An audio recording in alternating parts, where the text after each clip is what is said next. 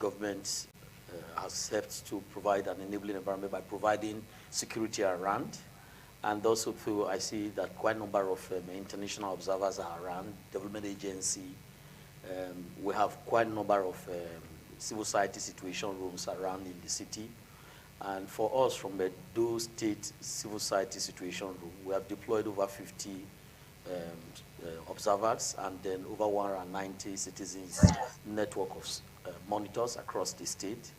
And today, just leaving the house, moving around Yekokwa and coming to Airport Road, I can see the level of security. And then people going about their normal duty to ensure that they are accredited and they are registered. And I haven't seen anything apart from some few information coming from Onwa area, from some of our observers. And that for me is something that I think that the security should quickly nip in the bud. Okay, we're seeing live feeds now from Onwan East, I suppose, yeah? Yes, yes. Onwan East. Yes. And one of the story that came is that materials are still being awaited in this place. Okay, this is Onwan West, actually. So we're not seeing any activity taking place. Honestly, yeah, except that okay, there are activities going on. We can see the accreditation is going on at this time. We can't tell exactly when this was recorded, but we've got Don General standing by to give us a live update on this. Don General, this is you are at Owan West. We can see that. Please share with us what is the situation that we heard that in one of the units or so, voting materials haven't arrived. And that has, brought some. All right, Sonny Duke, Dr. Sonny Duke. Nice to see you. Good afternoon. How you doing? And of course, our viewers watching us nationwide. I'm right here in Uredo local government of Edo State. I'm in Ward 12, Unit 3. For the past 45 minutes, there have been some challenges, but as you can see, the security agency are right here. And of course, some of the party agents are right here, but I don't know what is happening. Let me quickly talk to this party agent who is representing Labour Party. How you doing? Please come this way. What is happening? How is the process? Do you have any challenge here? Yes, we have some challenge. All these officers want to, they just came to, harass us here, tear gas in our face. So we need peace here. What happened? Why did they start? Why did they? So I don't know. There's just small argument here. Okay. Hello, how you doing? Hope everything is okay right here. You look beautiful. How is the process so far? Hope nothing's happening or what's happening here. What have you been observing? So far, everything is peaceful. That's the least I can say. Everything has been going on smoothly since we arrived here. My unit, in fact, is actually organized. So that's what about the beavers? Are they working? Yes, 100%. Yeah, but one of the agents of the Labour Party just complained that some while ago some police officer just came out. Oh, sorry, it's not my unit. So sorry. It's not my unit. It's not your unit. Yes, sir. But as you can see, we can also have some officers at the back of the INEC officials right here to make sure that everything is going on well. But let's take a look around. Let's take a look around. You can see the police officers are right here and other security agencies. Good afternoon. How is everything? How is the process so far? The process is well, good, it's fine. For what 12 years, we have peace here. We don't need anything fight. We don't need anything violent. They say what 12 years, we are family. Because the way this election is now, because we believe our people here, because we are one body. Election is not do or die. Anybody that wins in election is a winner, and we're not giving the victory. Not for we to fight ourselves because of the election, because next time election will still continue back again. That's why we are here. I see you also. I have to speak with you. Okay, one of the party agents, some police officer just came here to throw some tear gas. Is that true? No, the police officer now in with one woman. They don't have some issue here. They went to this car, bring and tear gas. They want to spray one policeman. Now meet him here. Don't do that thing. but I never do anything like that again. Okay, how will you look at the turnout of this election and the last election? This turnout of this election, as you can see, maybe if I can say something here now, it's just maybe because the way people say, most of the people they are now afraid of maybe and everything. That's why most of the people they did come outside. I think you understand. So those are just the issue. So for here now, we have peace here. All right. We are not Thank fighting. you. I have one of the popular lady, Madam Tejo Show, come around. Mommy, come around. She just the Shakara. How are you? How are you, Mommy? How are you, Mommy? We are live at the King Square. Mommy, how are you? I'm fine. You are live on television. How is the process going on so far right here? It's fine. Oh, but your fresh is very fresh now. What are you eating? What are you modeling so far here? Everything is cool. It's going fine. Well, they vote according to their minds. Nobody, no fight, nothing.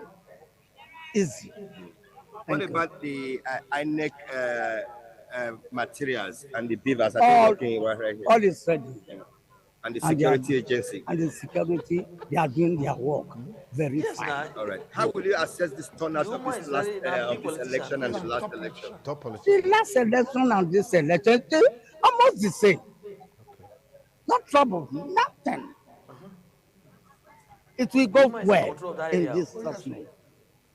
All right, Sonny Duke, are you still there in the studio? Yes, live, Don General, right, we're here. We've been enjoying your broadcast and presentation. I mean, however, business is still going on. You can see these people are trying to also make ends meet our business now. Yes, thank God for people, they patronize you now. For we are no money now. No money? No money, no. And people will come vote, they not buy things? They not buy some fuel. Okay. Not buy anything. Okay. All right, thank you, Sonny Duke. I'll get back to you in the studio when I get to other location. Thank you, Don General. That was awesome. Good job. Okay, so we got that feedback from Oredo, and election peaceful. So I wouldn't know exactly what the young man he spoke to was actually talking about. If all the people that spoke after that time corroborated one another that the center was peaceful, the conduct was okay, materials came in good time. And then, of course, the last person, he spoke to there also, confirmed that. But quickly, let's take you to Oredo Ward, Ward 1, Unit 1 to 12, where Crusoe Sage is with one of our reporters, Evans Unuhogie, in Oredo Ward 1, Unit 1. Crusoe, good to have you on this live broadcast of EDO 2024. Quickly share with us, we hear that the rain has messed up a lot of things. Can you substantiate this? Crusoe Sagi is my name. I vote in Oredo Ward 1, Unit 71. There are several other units in this environment as well. We have Unit 27, 28, 29, and 30. We also have 72.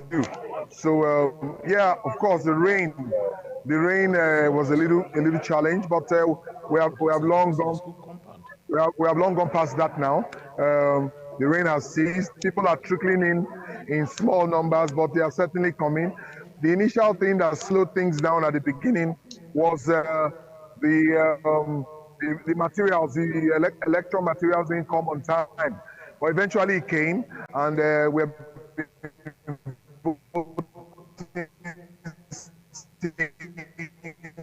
it's been peaceful for like an hour or two. Voting is still ongoing. So far, so good. Okay, thank you very much. You seem to have just given us an overview of the situation there. Materials coming on time. The rain was a slight setback, but people are coming. No, I said the material did not come on time. Okay. Material did not come until 10 a.m. Until 10 a.m. Yes. Okay.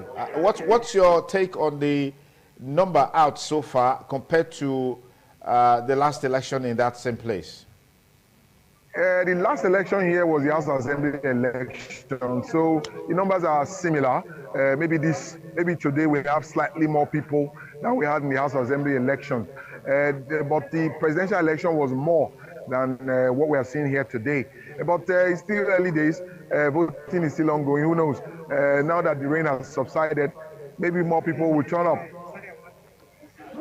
Do you foresee a situation wherein maybe INEC could just make time adjustment because of the heavy downpour that delayed a lot of people coming on time? Do you foresee that happening? Yeah, well, certainly INEC, we have no choice but to allow everybody who is on site at the moment vote. You can't turn people back. So certainly, I'm sure there may be some adjustment of time because people are trickling in, people are here. The people who are here will have to vote. So yeah, I see that happening. I see some shift in the time. All right, Christoph Sage, many thanks for your time with us on the Other Side Live Studio of Independent Television and Radio. Thank you so much. Thank you so much for having me. I appreciate it. All right, Rafael, let me take you on this. I mean, we're saying election is now on a full throttle after the setback of the rains. Yeah, you want to take it off from there? Yes. Maybe I should begin from my experience. This morning, I voted at Western Boys High School. That's Mikowoka, Origbeni, Ward 2. My polling unit is Unit 26. I arrived at that polling unit a little after 7 a.m. And then, of course, that place is the collation and the rack center, okay, which means INEC officials have spent the night there. From there, they dispatched to other units. So they were right there at that time. But the setting up of their machines and all the rest took quite a while, till about 9 a.m. for my unit. Other unit, Unit 25, Unit 27, 28, started voting a little after 8:30. But my unit, the young lady were 2 instead of 3. She started about 5 minutes past 9 a.m. I was the second person to vote. The first person, the beavers, captured his fingerprint and the accreditation was done. But in my own case, none of my fingerprint was captured. So they have to use the face recognition to, that's to tell you that I've not changed, I've not grown. In spite of so with face recognition, they're able to capture me, and the voting was seamless. Of course, I've been voting there since 1999, so we're almost used to ourselves.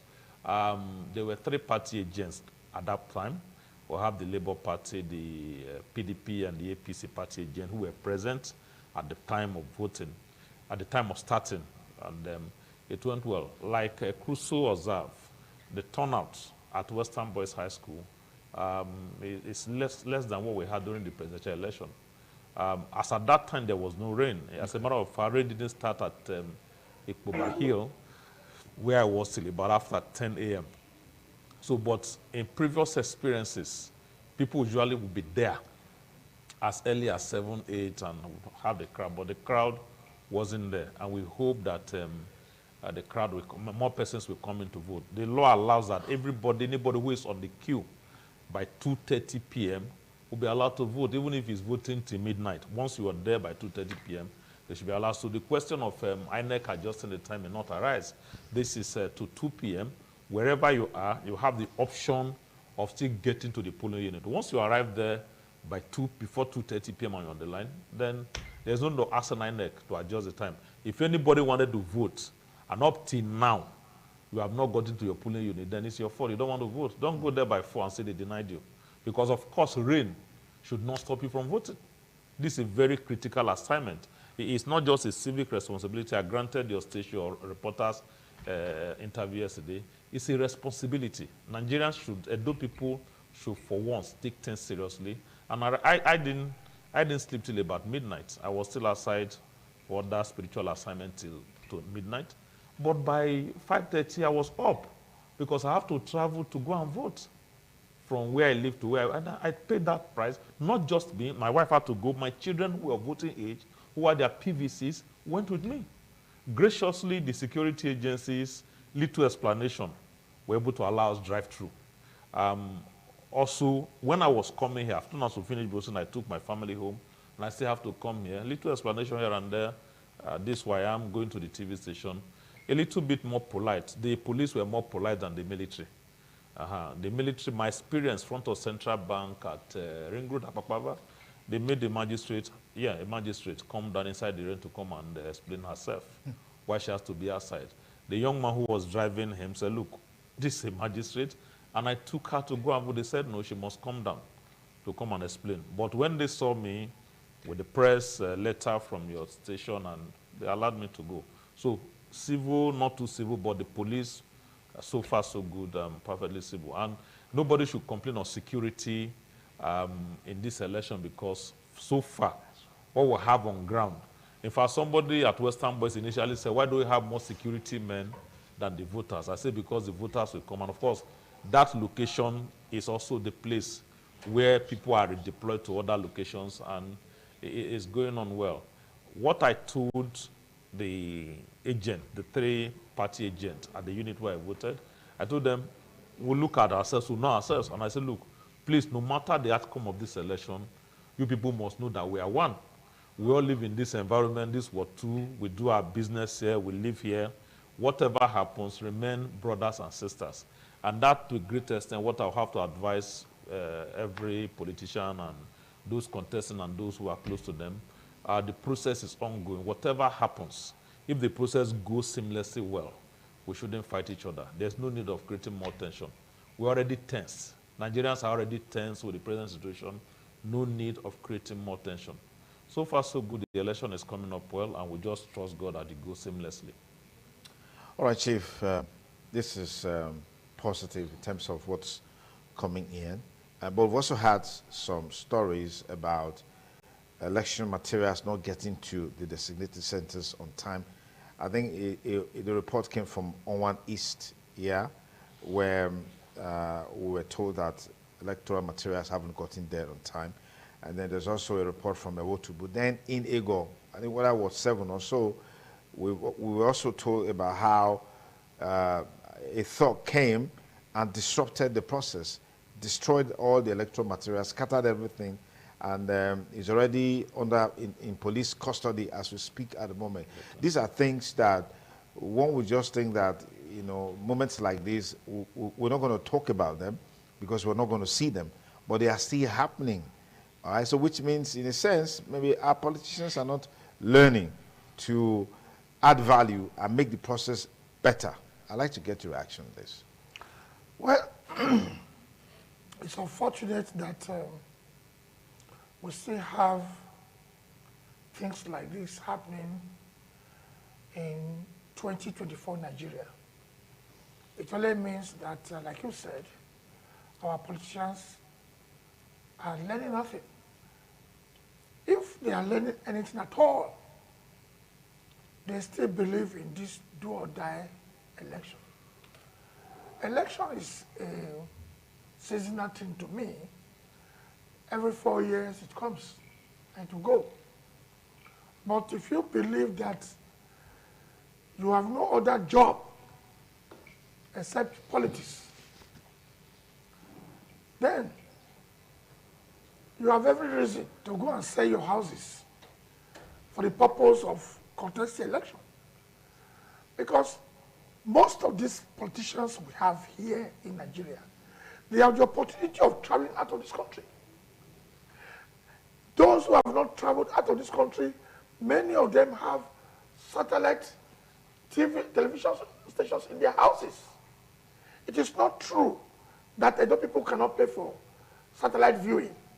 So if you have not gone abroad, you are able to watch elections in other countries. How people go to work, and from work they go and vote. So why should people still see themselves as thugs? Why should you be a thug? The man you are taking the job of thuggery from, he will never use his own children as thugs. Yes, we agree there are no jobs in Nigeria, but thuggery should not be an alternative. So I expect that people should use their common sense. If a man says go and do this, and you feel that he's exposing you to danger, you don't need to do that. Coming to the issue of late arrival of electoral materials, I am surprised that no matter the amount of money the government votes into INEC coffers to cover electoral matters, they still don't improve. I mentioned my own area, how I saw people having to vote in open spaces. INEC ought to know that voting in February and voting in September are quite different seasons. In February, there's no rain. You should expect that in September, anything can happen. Therefore, either you merge areas that are supposed to be voted along the roadside with those in schools, or you provide canopies for these people to vote. As soon as I passed through Ewa Road 3 times, because I had to pick some people from my area who had no cars to go back and vote after I voted before coming here. The tables and everything were all gone. They were now voting in a private residence. That ought not to be. INEC should learn. They can even use the services of meteorologists. In advanced countries, they use that.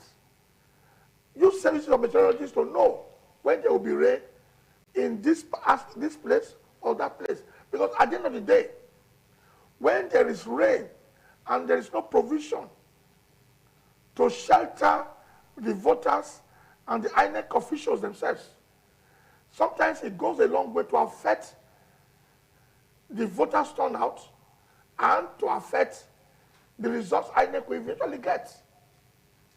Because I can't see myself going into the rain and go and vote. But INEC ought to know that this is September and that it will rain. Therefore, they should have adequately prepared. And again, we have always seen this idea of, some places are far from Benin, therefore electoral materials will not get there on time. Yes, we have Central Bank of Benin here, Central Bank of Nigeria in Benin, well fortified for materials. But a day before that, it's still baffling to me. I mean, why Nigeria cannot afford to buy helicopters? The money we spend to buy expensive jeeps for National Assembly members who come in through the voting process. Some of this money can be spent buying helicopters so that helicopters can take off, having collected these materials from Central Bank, go to Owa East, go to any remote area to drop these materials, rather than buying expensive jeeps for politicians who may, after 4 years, live there and other things. So I feel there need to be some changes. All right, let's quickly take you to Wohimi now, where the PDP governorship candidate voted and granted a press interview responding to questions from journalists on the exercise, especially on the impact of security agents on the exercise. Let's quickly take a listen. We'll be back with you on the program.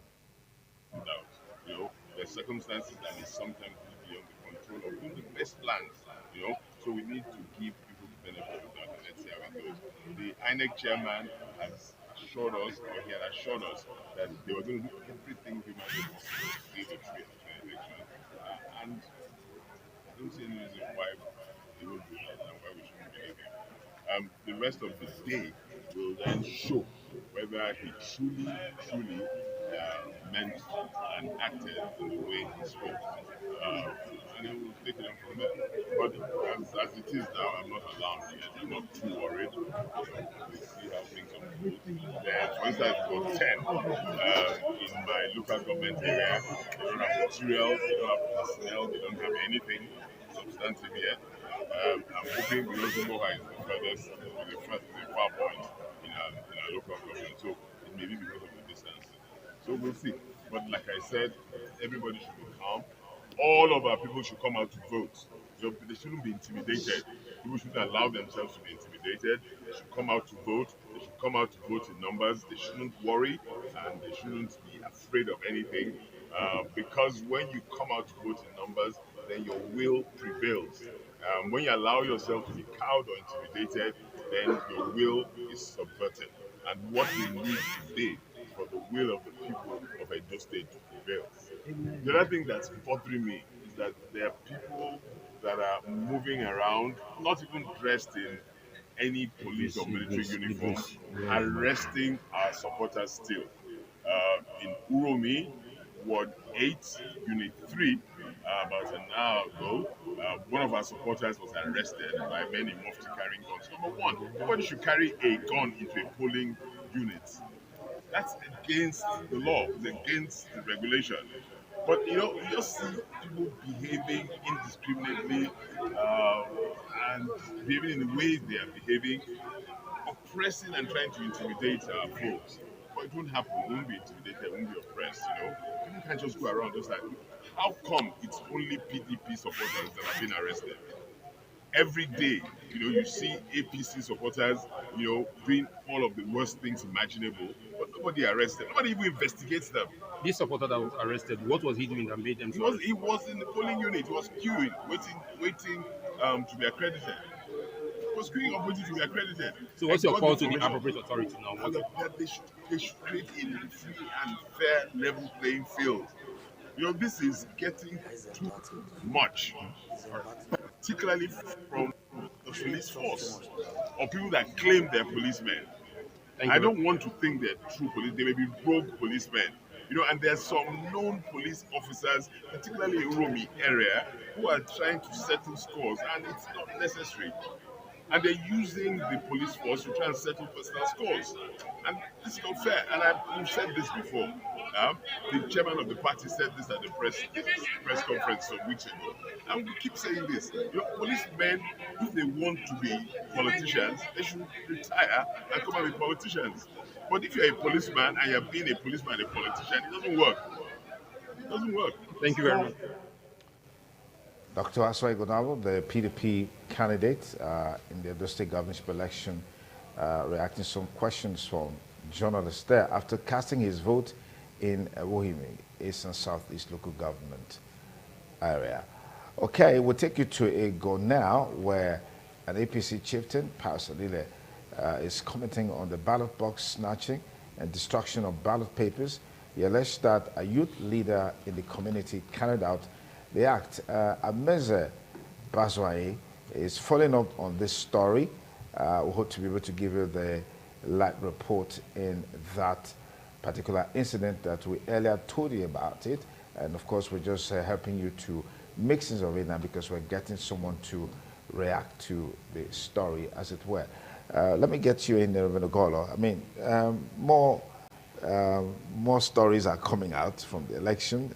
We said this earlier today that as we mature in the day, as far as the conduct of the election, some of the shortcomings will start manifesting, and we're seeing that already. Yeah, definitely. As time is going, we have some few hours left now before the election will come and go.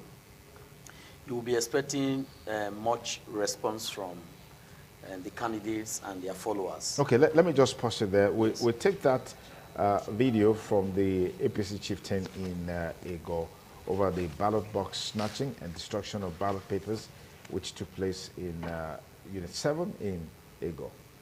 21, of course, Ward 7 Ego local government area. I am here with a party chieftain of the APC, and of course, he's going to be telling us what actually transpired here. Good afternoon, sir. Just tell us quickly what happened yesterday. Yes, this is my voting unit. This is Unit 21. And I was here this morning. I've been here severally this morning, and I voted peacefully. It was going peacefully. We had a huge turnout here, and it was going very peaceful. A young man called Osazuwa, who is the youth leader of this community. I met him here, and I told him that he should ensure there is peace. So I left. And when I came back, I was told that he became violent. And he approached the electoral officers here and they picked the ballot papers, the ballot box, and hit it on the floor and destroyed all the documents. And if you can see here, you can see the ballot papers here, you can see them on the floor. See, and if you look at it, they are all APC all the way. Of course, he was working for PDP, and that is what we find here. You can see he destroyed the whole document, and he left. And as he was doing that, police came, and he was apprehended and taken to state headquarters. Thank you very much, Pius Adine, right here. Okay, you heard it there. He's alleging a community youth leader in that area carried out that act. But interestingly, the young man is in police custody. So I'm sure police will commence the investigation and do justice to that story. Golo, we had you on. So you can see now that a while ago, the PDP candidate spoke from Ewohimi. And then following up with what has happened in EDO now, you can see that the issue of destroying the ballot balls, tampering with electoral materials is a familiar thing that happens in the election. And so we are not surprised. But the most important thing that I would like to appeal is just exactly what the candidates are doing or their representatives are doing. When such incident happens, report to the appropriate authority. And I'm very happy that the appropriate authorities are taking action. And that's how it's supposed to be. You cannot rule out some of these malpractice in an electoral process. But the real challenge is that when it happened, what happened? And so you have seen now in the two incidents, police have made an arrest. And if in the process, and I expect all the political party to put in machinery in place to follow up with the process of prosecution and otherwise. But in overall, we are happy that the security are responding to some of these issues. And I want to appeal, and that's one message I also got very strongly from the PDP candidate, you know, reassuring their followers, reassuring the electorate, they should all come out en masse to cast their vote. That is very, very good. Again, we want to also join the political party candidates and their representative. This election is an opportunity for you to decide, because after this election, you will have no opportunity to complain again. But if you cast your vote now, you have the opportunity to decide who becomes Edo State governor come November. And so I want to appeal that don't allow anybody to use you. Don't allow yourself to be used. On my way coming to ITV station this morning, I was very impressed with the action of the police. What we saw in the front of our vehicle was this small tuke-tuke with one of the political parties' advert in the back. And as soon as the police officers saw that, they asked the people that were inside to come down. They were saying they were going to vote. They refused them and deflated all the 4 tires of the vehicle. I gave a thumb up for the police officers for that action they took. So those are some of the kind of actions that we expect that will be going on. And then when some of the people who were occupying the vehicle wanted to jump into my vehicle, I said, no, I cannot. I don't know where you are going, and I cannot take responsibility for your. And there was mentioned, David Ogolo, we used to see you in television. I said, my duty today is not to be commercial driver. And that anybody that is in my vehicle today, I take responsibility. Yes. And it's only myself because I'm accredited. That's why I'm on the road. So this is the real issue. But what we will probably try to appeal is that because as the time goes on, and once we move towards coalition, the tension will increase. I want to appeal to the security agency that I hope that their situation room will also work closely with civil society across the state. Because what we are doing now in those state civil society situation room is that we are collating data and we are also sharing it with the appropriate authority. With over 119 citizens distributed across the entire state, what we are gathering is that there's real-time information dissemination, and that's the trick of this election. No one single incident will happen that will not be captured by the photograph of a citizen or observers. And what I've also seen is that I've seen some British observers, I've seen American observers. They are all on the field. And this, for me, again, raises the question of how we go about monitoring election and how we provide the enabling environment for assurance for our people. And so I want to say that the election is going on well to the extent we have seen with what the photograph have captured so far, and then our observers are also bringing to our notice. And then some of the incidents that are happening, the authorities are responding. That's one thing that is very interesting. Okay. And I think that what we have seen in EDO, I want to appeal to the police authority to be a bit proactive, because, you know, when such kind of thing happen, you take the ballot box away, you disenfranchise the people that are the electorate, and that is not good for the election, and that can really very discouraging. And that kind of thing even send a wrong signal to those who are on their way coming, because once the violence is a big threat. Yeah. To people coming to it. The reason why people do not even want to come to vote is because of the violence. Because prior before this election, the tension was huge.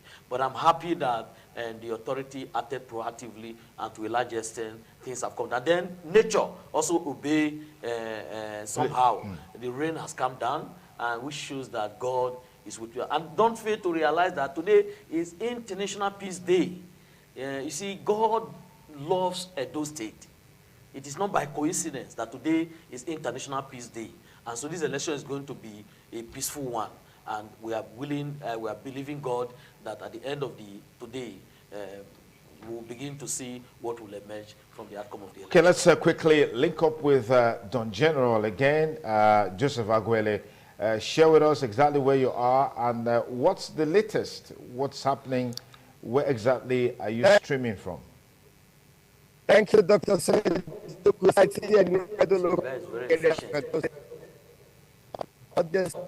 is right here.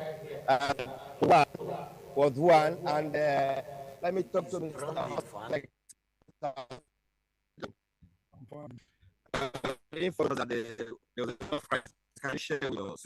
It's not really. The voting was going on smooth. As I see, you can even interview police around. Everything was going smooth, and I was surprised. They have like 10 and 11. So a group of policemen came, IGP, also like 7 of them. And then with one Tony Kabaka, those people, then it was outside. Then one of them asked that the IG was seeing outside. Seeing me outside for what? Because today we are voting. He said he wants to see me outside. If I don't move now, he will force on me. And I said, I can't live here. People are voting here. This is my center. I'm here to protect my vote. They was trying to refund me, and I cried out, and I resisted them that I can't live here. So people was now shouting, the voters and everybody was now shouting, what you do, and all that. That was the only crisis that was here. You can even interview some of the voters, even the NNPP people. They were not like fight. I don't know what prompted the policemen to come to this place on that kind of multitude crowd to forcefully arrest me. I think if there's crisis in the police center, they can place a call, then they can come and arrest anybody. He's fomenting trouble. But there was no trouble here. They also was forcing me. I resisted them. That was it. What happened. All right, sorry, let's talk to. Sorry, no problem. Understand. There's a party agent right here, madam. How you doing? What really happened in this in your center right here? When we are here, we are voting. There's no problem. There's no quarrel. They just brought a van. They said they want to arrest one of my leaders. We call people to this way. And many people they were here. We didn't allow them to carry it. But the process so far right here in terms of voting, in terms of INEC coming in time, in terms of the process, did it happen in this ward? People vote in this ward? Yeah, they vote. They voted? Yeah. Apart from those people that came, they want to arrest my leader. There's no other problem. Everybody come out and mass and vote. Let me talk to other people who I can see. Hello, how you doing? But I did not voting. How's the voting? The beaver, is it working very well?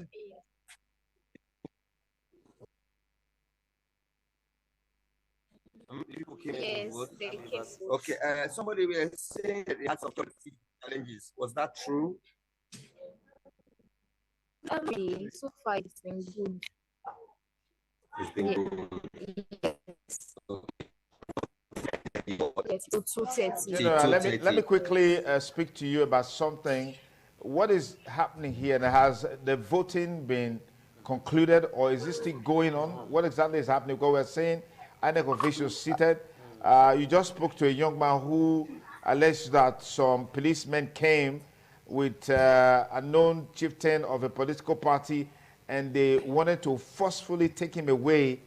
He claims that he didn't do anything, and he resisted them because he felt that his election, and that's his center, and he has a right to defend his vote. So that incident is over. The rain has subsided. Exactly what is happening? Are they still voting, or are they sorting material? What exactly are they doing now? Let's say voting is good. As you can see, there's somebody who is just coming in now to do his civic responsibility. Oga, well done. Are you just coming? Why are you just coming now? First for my things I'm doing, then wash all my clothes and prepare for the vote. I'm not too late. You're not too late. You have time. Because rain started in Asia at Europe precisely before. So as you can see, Dr. Sanjay, voting is going on right here. Yeah. Okay. Thank you, Don General. Everson Hogie is in Oredo Ward 1 with former head of voter education, National Commissioner of Voter Education, and the Commissioner for Justice. But we hope to be able to reconnect with him and let him talk to us here. So, Phil, yeah, the incident I'm interested in, where about 7 policemen, as alleged by that young man, Austin, and then a youth leader came to the venue, and then they attempted to arrest him on an election day. Yeah, and earlier there was a report of a certain youth leader who is going around town in a convoy of 2 cars, and in one of the cars is a Sienna with men who are supposed to be, who they look like security agents, but they are all armed with AK-47 rifle, and that seemed to be one of the persons also, fingered in this report, even though we cannot independently verify those claims. But let me get your perspectives on it. Thank you very much. This is very, very worrisome, because if we have shut down our state and partially the whole of southern Nigeria, you cannot quantify the loss, the human loss and the economic loss in terms of naira and kobo that we are losing to shut down our state to be able to have this process through, put this process through. So it would be disservice, not just only to Edo people, but the entire nation and entire Africa, to have a few individuals come and frustrate the system. I have said in time past that the worst kind of corruption and evil is electoral corruption, where the will of the people to decide who rules them is thwarted by a few individuals. The incident in question now, like the young man we saw on TV and somebody coming to arrest him, it's uncalled for, and it should not. At Tango, he was able to resist it. I just quickly asked barrister whether you can resist an arrest, and he said, in this situation where you are committed to crime and you are voting and it's your right to defend your vote, to stay there, not that you are dragging, then you can, of course, fight for your right. And then the earlier incident that was mentioned by Honorable Alile, they interviewed him here, that somebody even mentioned the guy's name who came and destroyed the ballot box. I'm wondering how that happened. Because where I voted, on the unit, there are 2 policemen. One facing the ballot box, one facing the accreditation process. So how could, in the presence of a security agency or security agencies, you allow an individual who is not armed to carry the ballot box and destroy it? And I just hope there's no connivance on the part of the security agency in this regard, who now came with a particular use that to arrest somebody voting, or who possibly will be watching or watch another talk or another youth leader destroy the ballot paper. What I will advise the politicians is do a SWOT analysis of this election. You should have done that before now. And then go and work more on your area of strength. On your area of strength. From the angle where I sit in one village from Urionwa, from one corner I stayed there, I'm able to analyze this election up front so that you can strengthen your area. Okay. If you take, can I continue? If you take, for example, let's begin from Edo South. There's the likelihood that, for example, in Ovia, the vote will tilt towards one side. Because in the last 4 elections, it has been between 2 individuals. Two individuals, let me leave out names. And those 2 individuals now in this election, very just now, just team up together. Okay. So you may likely know that for that party, it will be the area of strength because they also have a candidate from there. If you come to Ego, the vote in Ego is likely going to be divided among the 3 political parties. Why? Because you have a lot of persons who are in Ego on both sides, and of course, we have non-indigenous who are also in Ego who are likely going to vote on the part of the Labour Party on one side. Then you come to Uredo, you have the sitting governor in Uredo. You also have the immediate past member of the House of Rep in Uredo. You have the immediate past senator from Edo South in Uredo. You have the non-indigenous and a lot of other people staying here. So you look at that, it will be divided. If you go to Edo, in Uredo, you also have a sitting senator.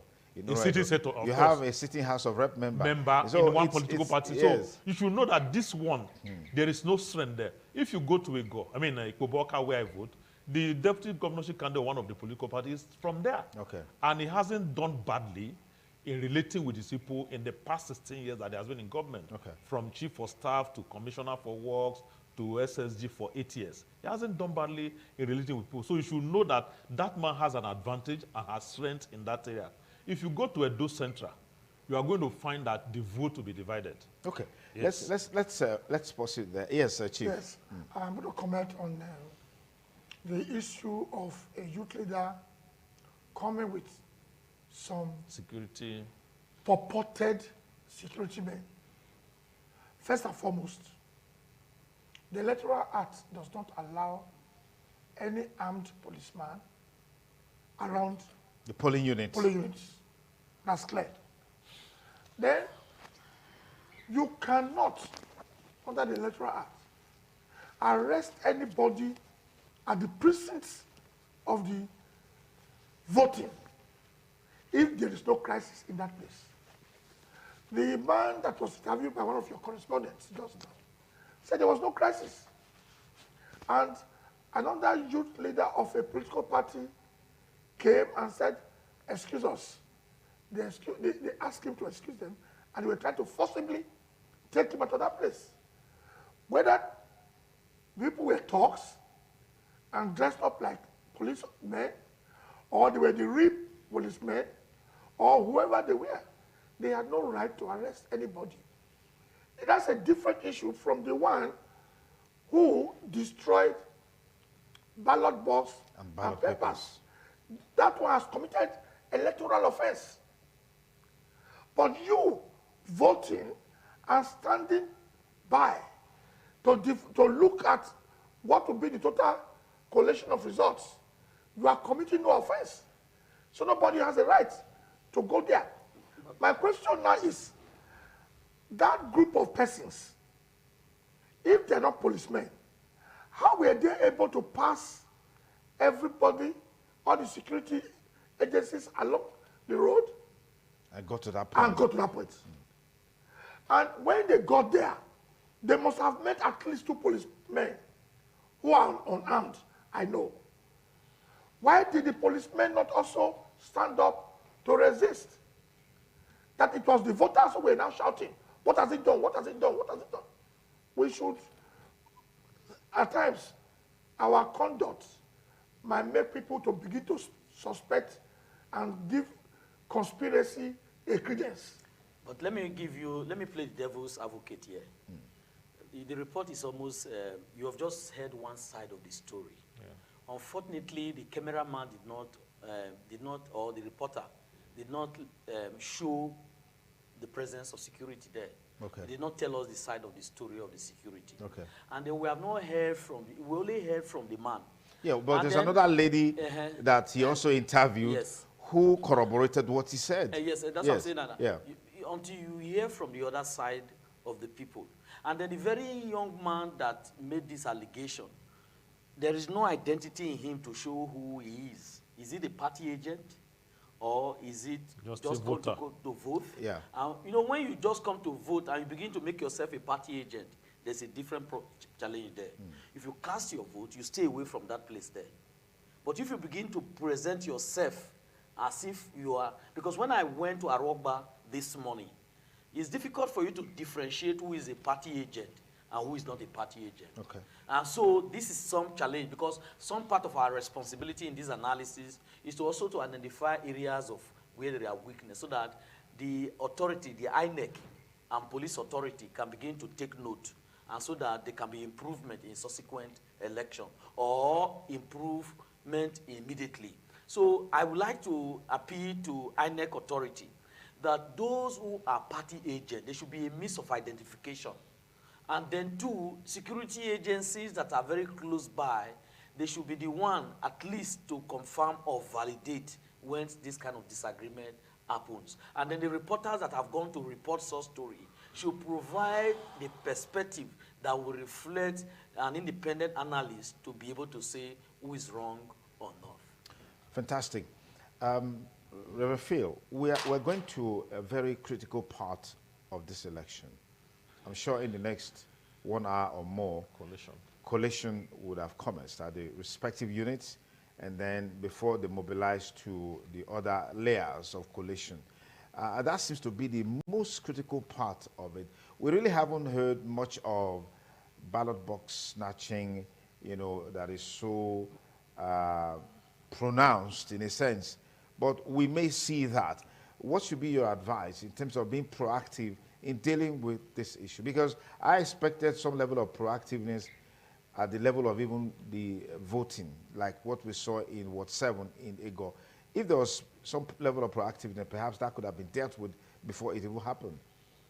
Thank you very much. In the build-up to this election, one of the requirements from INEC for the political parties is to have their agents at every point in the process of the election.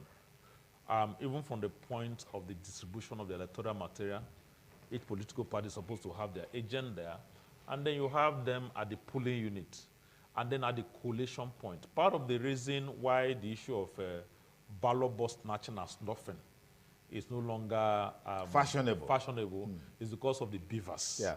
You have to compare with what is in the beavers, because the beavers is what you have for accreditation. Then, of course, you check with the number of votes and all the rest. So that's the reason why it's not fashionable anymore. But the political party agents, INEC also announced just before this election that many of the political parties didn't. In fact, there are some political parties that did not submit list of agents. There are a lot of drama playing on here. On a Thursday afternoon, I saw a deputy governorship candidate somewhere. He was looking dejected. And I said, where is your candidate? He said he don't cross to another party. I'm talking of 2 days ago. If he crossed, did he not carry you along? He said no, he not carry him along. And somehow, later that evening, I saw the candidates. I saw the candidate. I said, your deputy, I saw him 3 hours ago, so you don't run, leave him. He said he was wasting time, and there was no time. The press people were there. I needed to do this thing. So that's how bad it is. That same day, that same Thursday, in the evening, in the afternoon, that was the day INEC gave out the agent tag. A party chairman, one of the party contestants, a chairman of the party, went to INEC office, collected all the agent card, and disappeared, switched off his phone. I'm telling you the truth. That party, that particular party where I voted at Western Boys, there is no single representative. A member of that party came to approach me and said, I don't go around, I don't see agent of this our party here. So I don't go. I said, may you call the candidate now. That's another candidate. He said, I go call her.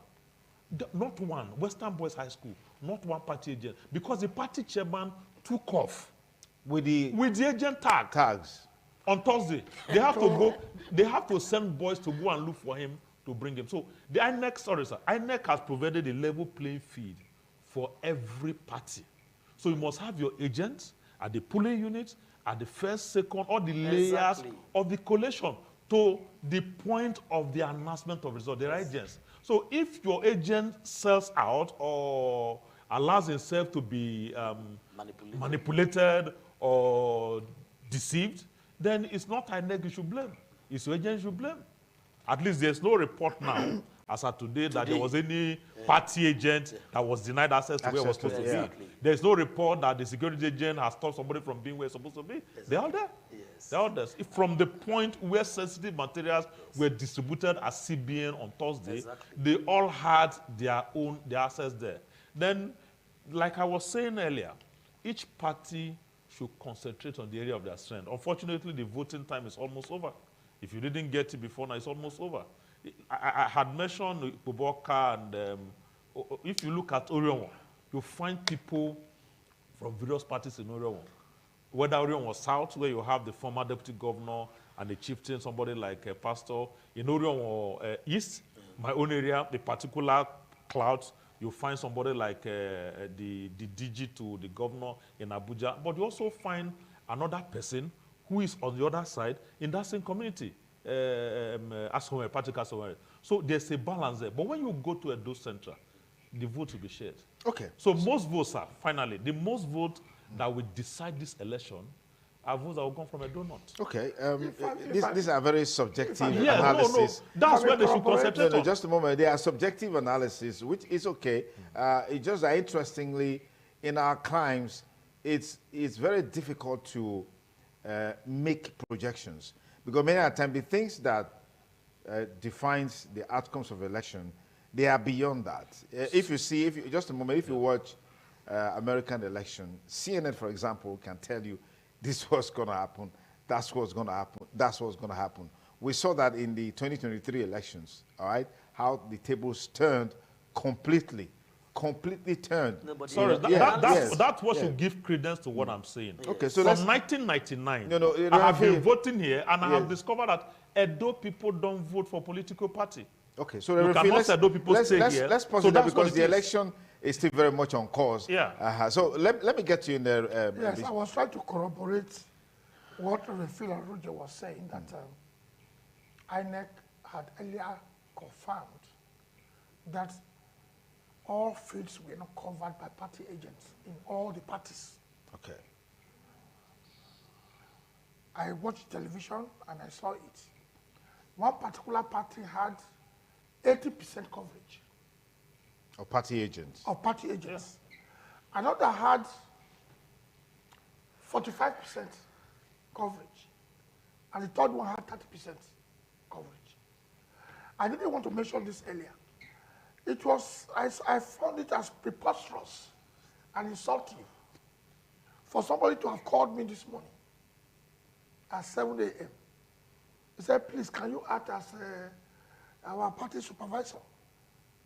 I asked him, first and foremost, how did you get my number? 2, what party are you talking about?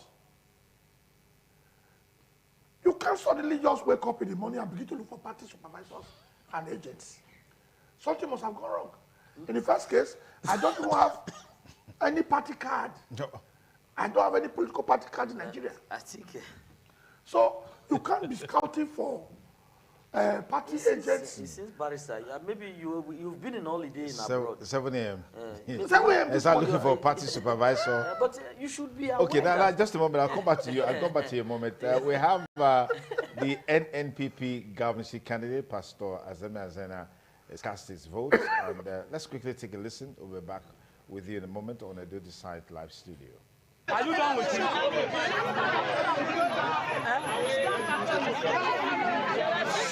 Wait.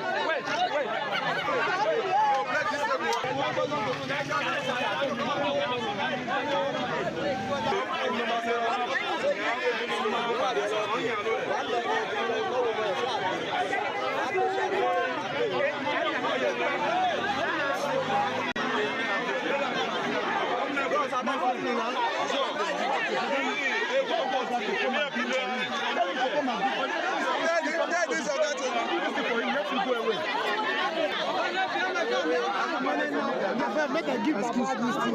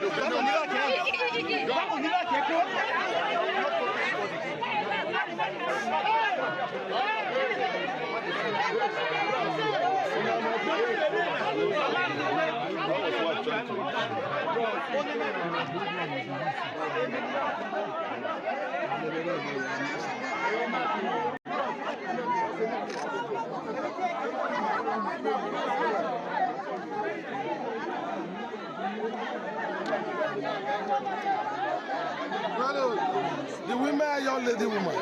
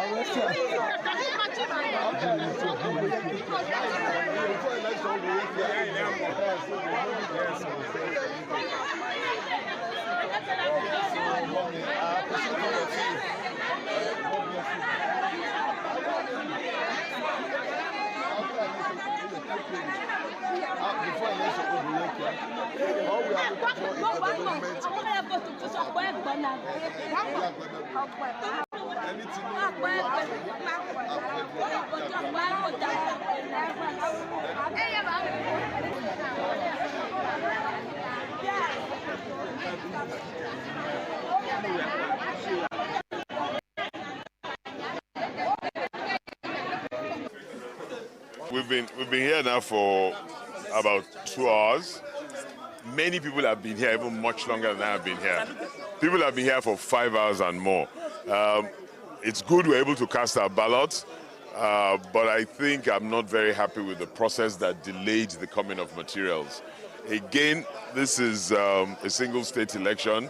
INEC has had all the time to prepare, all the resources, and so we shouldn't have had some of the problems we had today.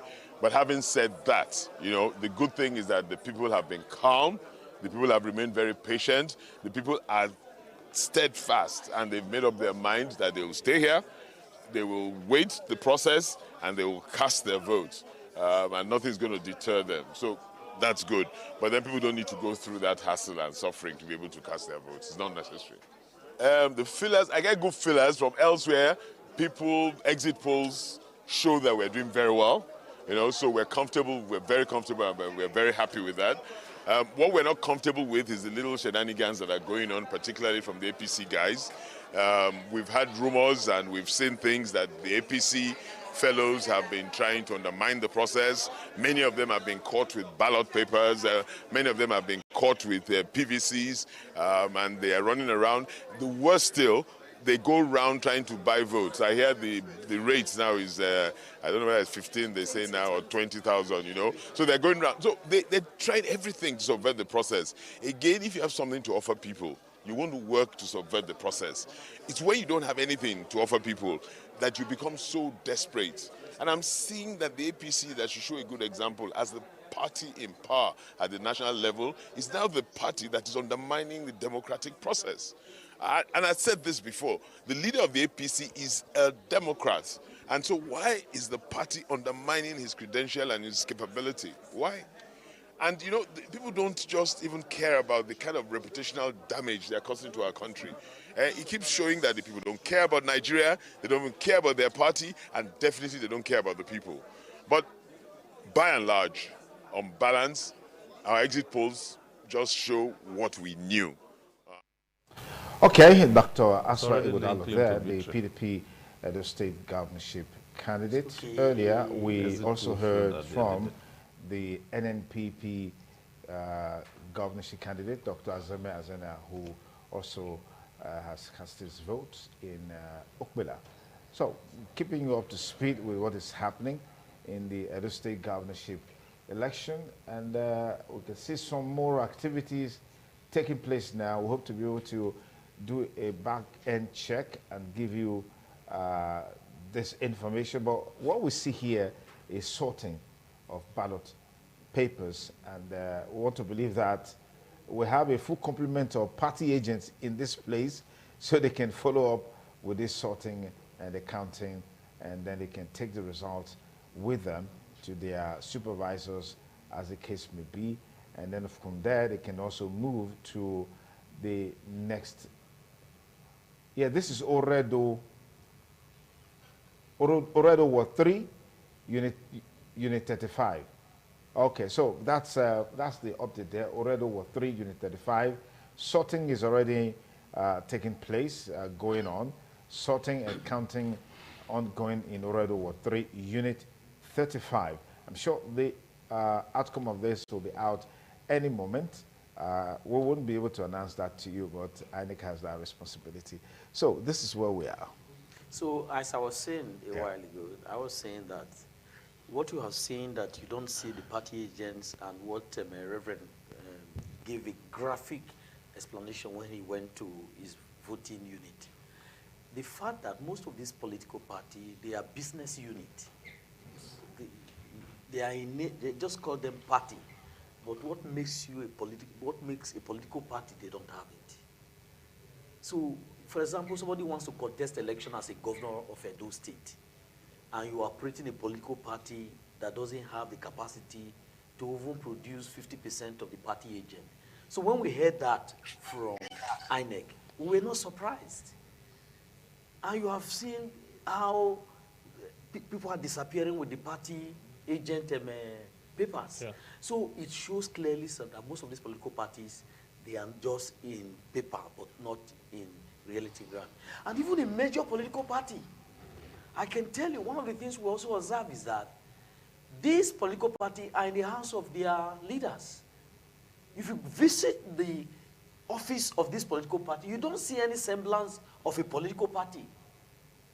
I remember when I visited the office of the Democrat in Washington. It's an institution. The political parties in the U.S., either in Europe, it's not just about election. Our political party in Nigeria is a vehicle to win election, to become governor or member of House of Assembly. As soon as that election comes and go to the party, you see it, nobody you will see. So in the political party offices in Nigeria, and in this particular, in Edo State that have manifested, is that there is no really political party. For example, you know, like you could imagine just meeting with a barrister, that he should come and become a supervisor of a party he is not a member. He has no affiliation to. On the day of election. On the day of election. You saw the argument in Labour. They were arguing in the past election how money was not paid to agent and all that kind of stuff. So the reality is that there's need to be scrutiny on our political party. And this is where the weakness of our democracy comes from. And once the political party are not properly strengthened, they can't play the role. Okay, there's an argument going on between the INEC official and then, of course, maybe a party agent there, where the thumb printing across the line. What does the law say about this? Yes, the law says that keep that aside. Okay, let's hear from. It is visible to the blind. Please, who are you representing, sir? We are media activists. It is visible to the blind that this person voted for the APC. Okay. The law is very clear. Let's hear you. Let's hear you. I am not disputing the fact that the person voted for APC. But what I'm saying is this particular one is void. Look at it as cross substantial when you were talking. No, I did not finish. I did not finish. I did not complete. You were talking at the night. It was not substantial. It is not substantial enough. It is not substantial enough. It is APC. Don't, you are not the one to decide. You are not the one to decide. Yeah, Barrister, yes. This is the law. The law says your thumb printing must not cross the line. But from what we are seeing here, the person who thumb printed, 99% intended to vote for APC. He intended 99%. Intended to vote for APC. If we are to be fair, that is, if we are to use equity, you will count that as a vote for APC. Okay. But if you are to follow the law stricto sensu, strictly as it should be, it has crossed the line. So it's voided. It becomes voidable. That is why when you are thumb printing, avoid using this, your index finger. I use this to vote. To vote. Just tip. And it was a tip. So you want to ask, what is the level of political education? So this is where the enlightenment is very vital. Yes. You don't leave enlightenment to INEC alone. The party should go forward, go further to enlighten their voters. I will give you a critical example. Now, if you don't mind, just a moment. Let's hear more from this.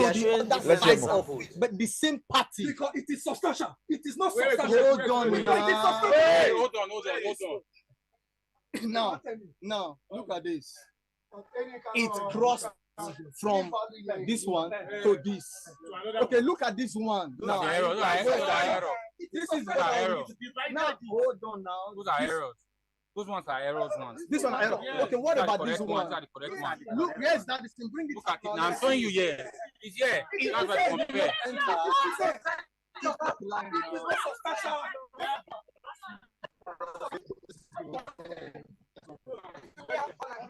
So they agree.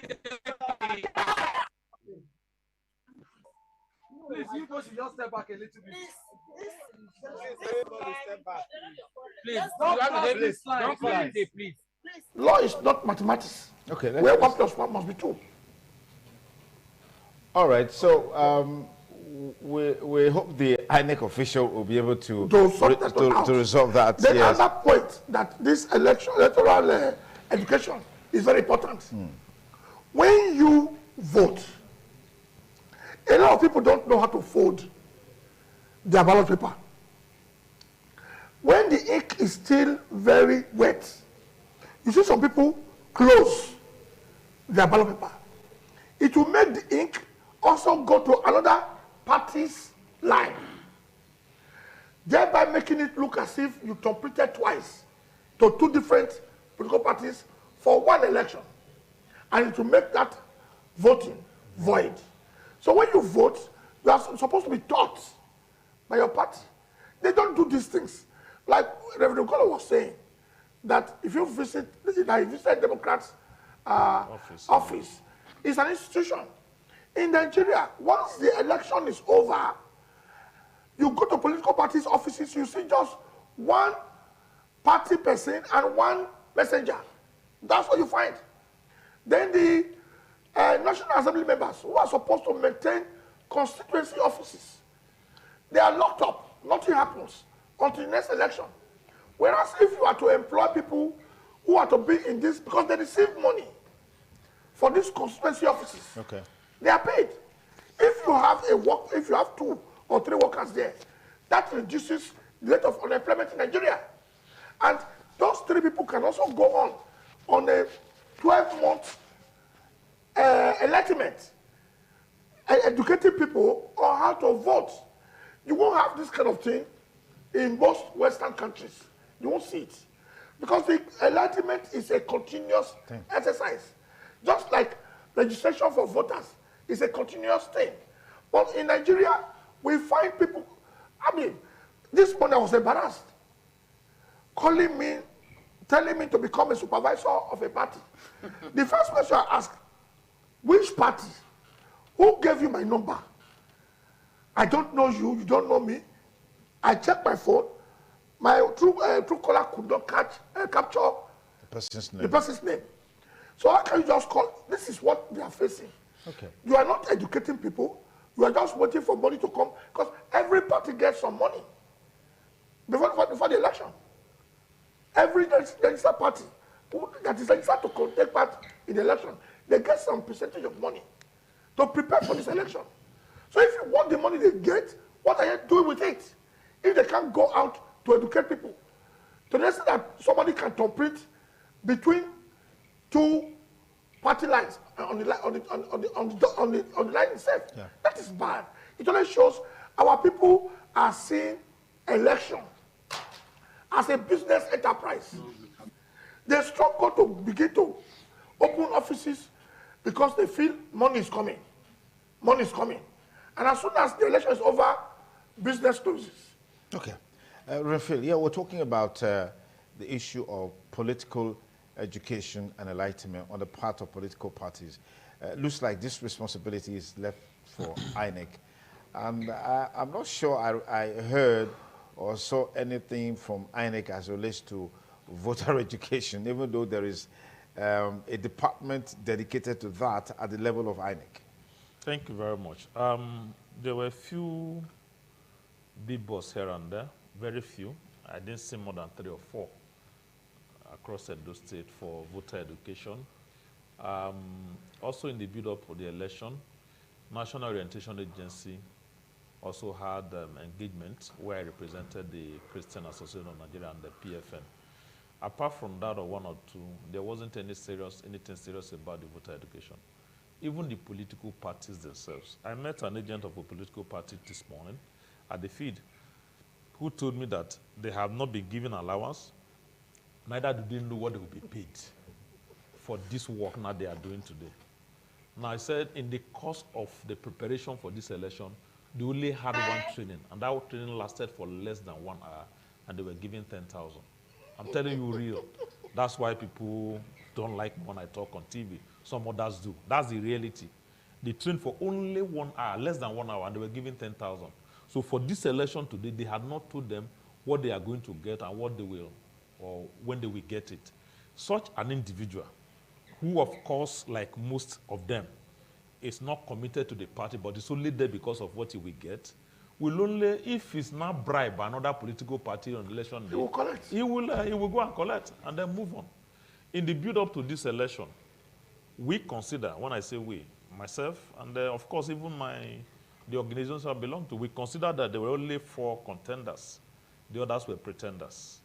We consider that, and in all our engagement, even at the church, the Christian Association of Nigeria, and the Pentecostal Fellowship of Nigeria, in all of those engagements, we engaged those 4. We felt others are not there. And from what we saw, like I mentioned 2 days ago, the candidate of the party, the election, abandoned his deputy and went to align with another party. He said the man was wasting time and the press were there. They wanted to do it in a hurry. So they were pretenders to get whatever allowance or largesse that the NNPP will give. So that's the thing. We should focus on building institutions. Building institutions. I think, and I must give it to the PDP and the APC. They've tried to do that. PDP has remained the same in name and in character. APC has metamorphosed from AD to AC to ACN and now merged with the CPC and then the APC. They should build institutions. That's why I like what General... But these ones are being run by... most of these 2 political parties you say now, they've always... No, let me just quickly establish this, but I'll come to you. Yes. Let me... That's why I like what General Buhari did... Sorry, Babangida did. General Babangida did in 1992 when he established 2 political parties. Just like Although in America and in England and UK, there are more political parties, but the two dominant ones in America, the Democrats and the Republicans. So he had the NRC and the SDP. And across the less than 74 local government then, 774 then, less, I can't remember the number, but across the number of states, these two political parties had their offices built in the state secretariat and then local government secretariat. That would have, if we had continued on that trajectory, it would have been better. We would have had a deeper democracy. But unfortunately, Abacha and his team had to, Babangida had to annul the election. Abacha took over and took us back. And now here we are, still struggling, and now it's an all-commerce affair. A two-horse race will always be better in a political party. I can tell you that for free, and I can be quoted. If we had two political parties in the last year general election, the outcome of that result will not be what we are seeing now. It will not. It will not. The vote of Peter Obi cancelled the vote of Atiku. The vote of Atiku cancelled the vote of Peter Obi. That's why you can see that the total number of voters is about 35% of the voters who came out to vote, not the rich, who came out to vote, that gave the incumbent president the victory. And that is not good for democracy. It should truly be the majority, not less than 51% of those who have come out to vote. And for this, that's also my fear here. You will find out one political party cancelling the votes of another political party. In fact, I think the governor mentioned that a few days ago. I prefer a two-horse race, and I prefer that political parties should build institutions to complement whatever INEC is doing as it regards voters' education and all the rest. Okay, Reverend Golo, yeah. I think the problem is that it's part of the defect in our democracy is that once the ruling party, that is the party that runs the government, is in control, they monopolize every resources at the expense of others. And even, you know, you can be a party of few members, but because of your ideology, the objective of the party was built around, you can grow to become a big political party. But, you know, in Nigeria, the way the economy is structured, no room for other small political party to grow. And if you look at these two political parties that we are seeing today, they are parties that were endorsed by the military. And it is those who had some relationship with the military that have come to build political weight around those political parties. But if you see the small political party, it's difficult for them to survive in the economy because the way government operates in Nigeria, it doesn't give you room. If you are not in government, they don't allow you to have access to anything. Those who get contract, if you do analysis of those who get government contract, you find out that 80 to 90% of the contract goes to those who are affiliated to the ruling party. And so, if you are in opposition, what you suffer, if you have a business, the business goes down. But in America, it doesn't work like that. I can tell you, for example, Elon Musk, the richest man in America today, he's not supporting Democrat. He's supporting Donald Trump. He's put his billion behind him. But he's still getting contract from defense ministry in the U.S. Because he has the capacity. He has, exactly. So, but in Nigeria here, there's a particular friend of mine who was appointed by a minister who felt that he was looking for a technocrat that could help him do budgeting properly.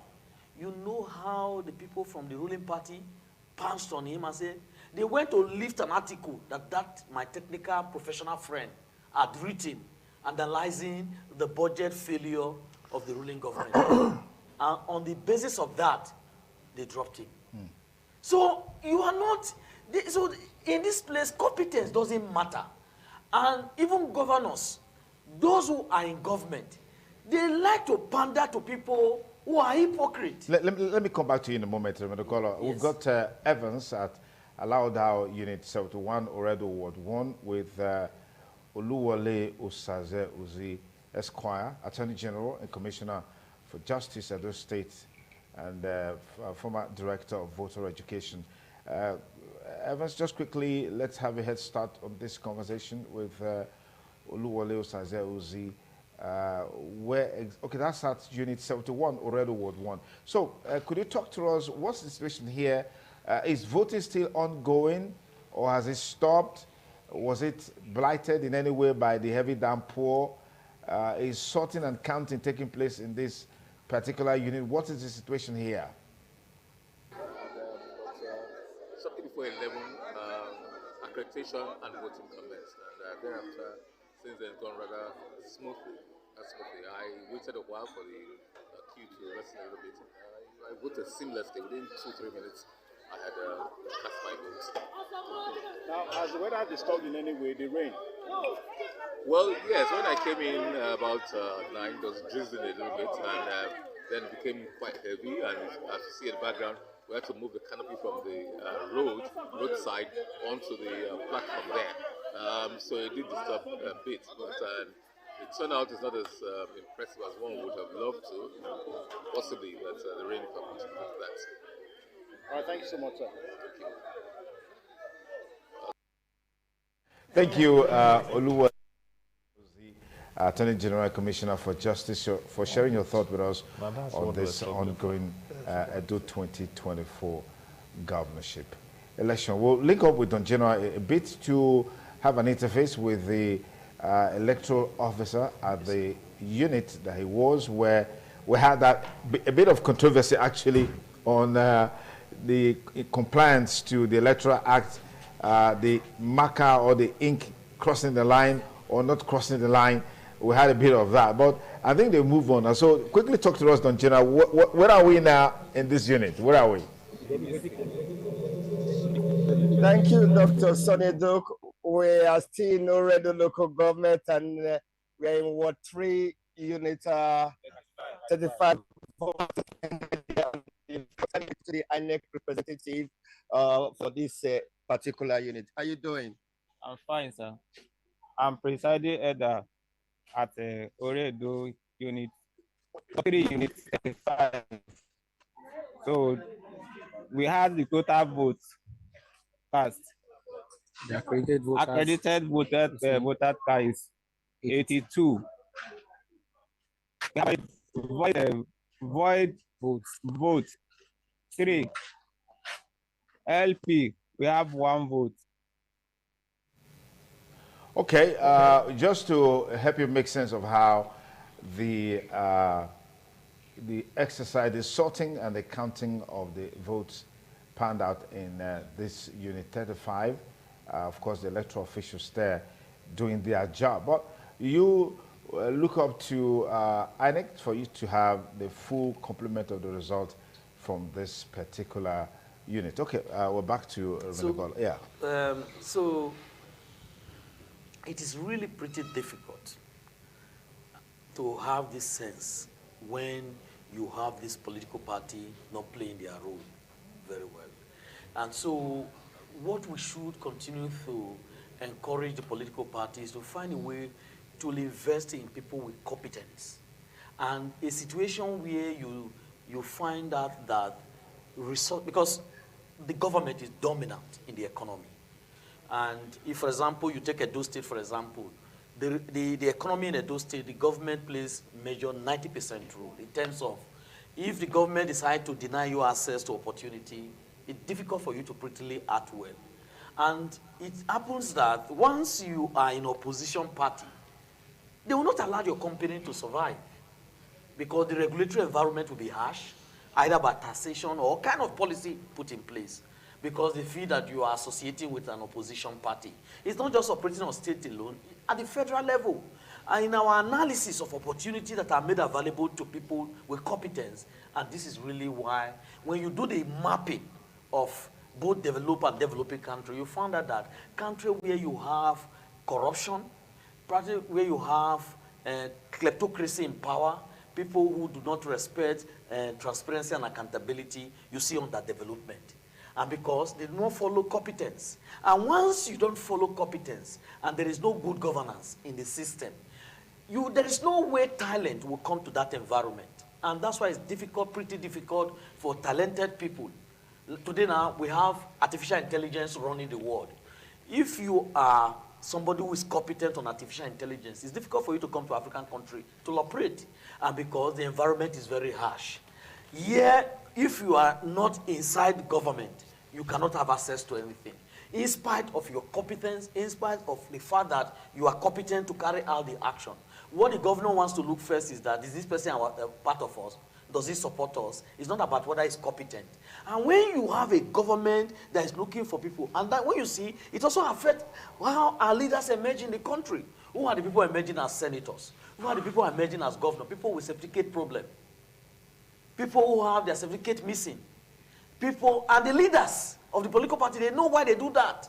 They will not want to support somebody that is competent, because somebody that is competent, they are afraid, because he has a mind of his independence. He has his mind of what he wants to do.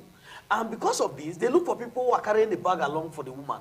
They're looking for people that they have run, maybe it's their driver before, or their messenger before. And then these things is not helping our country. It's not. And because of this, you don't have competent people running government in Nigeria. And when you don't have competent people running government in Nigeria, what happened? And this is where we are find ourselves in the country. All right. Yes. See, while I agree with Reverend Ballot, I have my own opinion as to why we are not able to build strong political parties. I would like to take you back to pre-independence. Then I will end up with 2023 elections. Before independence, we had NCNC. We had Action Group. We had Northern People's Congress. How were these parties formed? They were not dominated by money bags. A political party is formed by people of like minds. That is how political parties were formed. And that is why you have Democrats in America, you have Republicans. They are not having the same manifesto. They are different. In Nigeria, before independence, we had people of like minds. And how were people joining Action Group, joining NCNC, joining Northern People's Congress? It is by contribution. You contribute, and you become a co-owner of that party. But what do we have now? We allow one businessman to arrogate to himself so much money from anywhere, and as soon as he has that money, you come and join. You come and join, and you're not contributing anything to the party. To that party. So he holds sway. So he holds sway. And that is what we're now having in the major opposition at the federal level, where one man begins to tell everybody, if you dare come to my state, I put fire in your own state. Because he has been pumping money into that party. He's the sole financier of that party. Okay. Whereas if it was what Action Group did, and what Babangida even tried, when Babangida created National Republican Convention and Social Democratic Party, he made it clear that that no person should contribute more than 35% of the revenue of that party. Action Group went into cocoa, went into many other things, encouraging their people. And as they were exporting these things to overseas, Action Group had counselor in London who will state how much cocoa has been exported, and we pay tax to Lagos, that's the state of government of federal government. And the party gets its own money. Now, if we don't build parties like that, and we expect that these parties will be transparent, we are joking. We're just wasting time. Now, if you look at 2023, because I don't want to monopolize the space, you find that we had APC, we had PDP, and suddenly, Labour Party, Obedient Movement came up. And if, I'm not talking of Edo State right now, if that Obedient Movement had continued with the same energy, it would have been able to create headquarters in Jigawa, Sokoto, all the states in Nigeria, okay, and be preparing for 2027. Nigerians are too much in a hurry. We want money quick. Peter Obi didn't put much money into Labour Party. He didn't. People were donating and supporting the project. That was why I don't want to believe that because a state government is in power, the state government will deprive the opposition power to succeed. No, I don't agree. Otherwise, it will not be easy for Peter Obi to defeat Tinubu in Lagos, in spite of the hostility of my people, the Yorubas. Okay. So all I'm trying to say is that, okay, now coming back home here, I just told you a party had 75% of party agents. Another one had 45%. Another one had 30% coverage of the state. Some didn't even have it. Some didn't even have at all. Are these serious people? Okay. Barrister, are these all serious people? Let me proceed. That's not a party. A party must be a formation of like-minded persons who have a common interest. What we have now are contractors whose only interest is election, money. Let's share it. Okay, we have political parties in Nigeria, and they are contesting elections. They are winning, they are losing, and all of that. Okay, let's move on. Situation report at Ikpoboaka Ute Ward 1, Units 4142. Respondents said the election has been peaceful despite the heavy downpour, while some others say otherwise, that the rain has really reduced the turn-up in the area, hoping that people will turn up in full capacity before the time for the election elapses. Let's take a listen. It's also raining also, and I can see that most people are coming out to cast their votes, and also it's also peaceful too. And it's peaceful, the environment is calm too, and every voters are responding, and they are cooperating, and they are doing what they are supposed to, casting their votes also, and everywhere is calm. It's calm and it's good. Yeah. I think I can still see some people, they are still coming in with their umbrellas, they are still walking in. I don't think that this rain can stop them from not coming over. They can still come because this is our rights, and we have to come and express our rights here.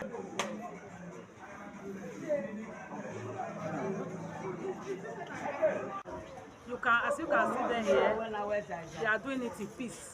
The election so far is going well. The correspondence, the people are behaving okay, and it's actually going well and fast.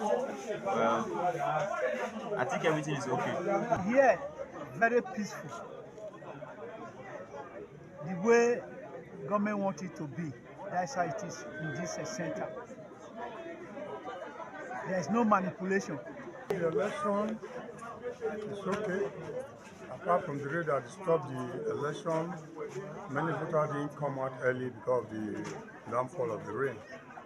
But the airline officials, they were here around 8 o'clock. They met some of us, we were here by 7:15. We were waiting for them, and they came in. So the election is good. We are outside.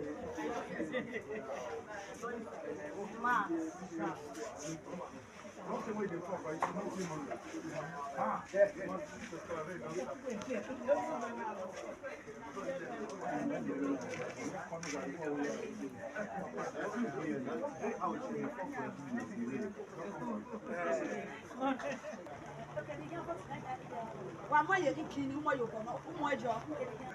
have been here since after casting my vote.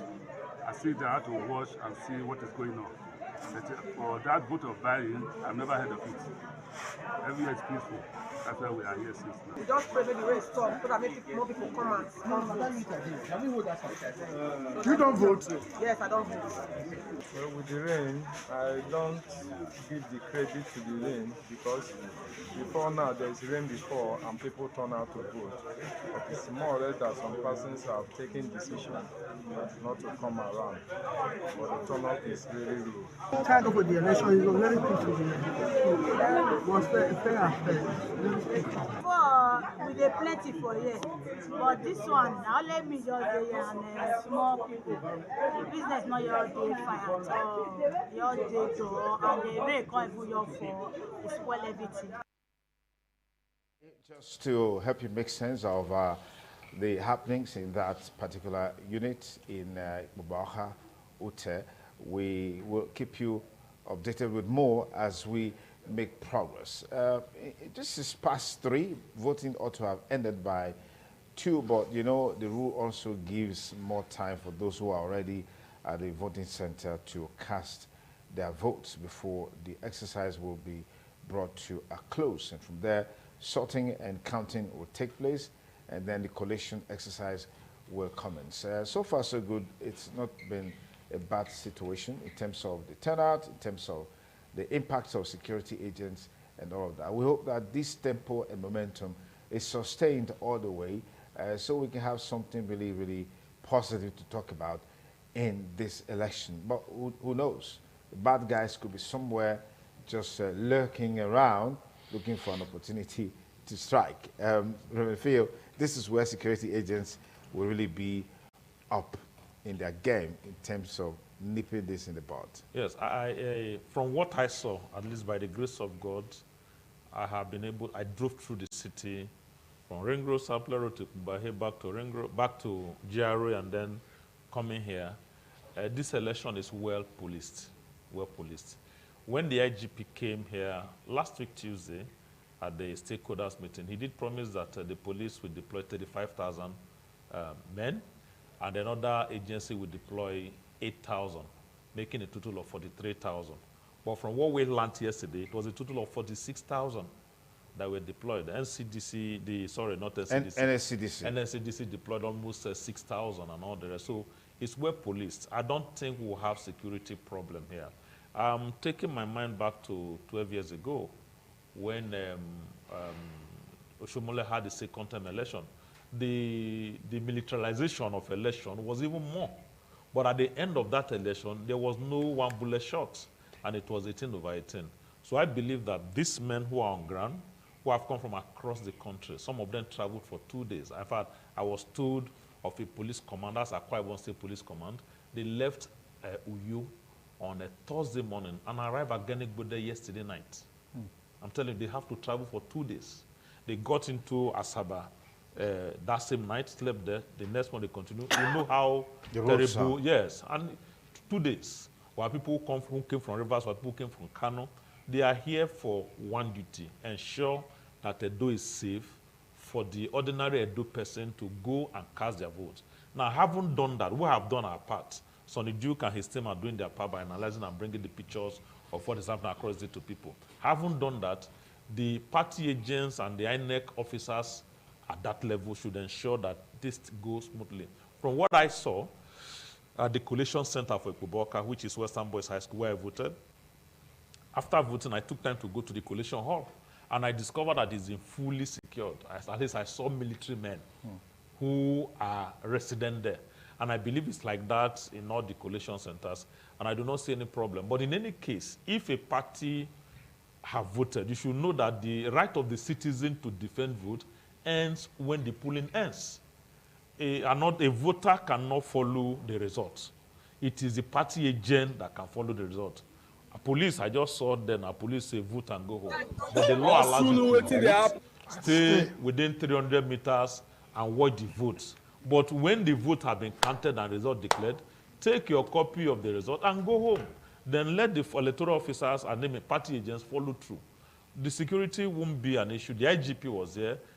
The Chief of Defense Staff, Brigadier Christopher Musa, General Christopher Musa was also here. So I don't think we'll have any problem with security. But like I have said earlier, we are one.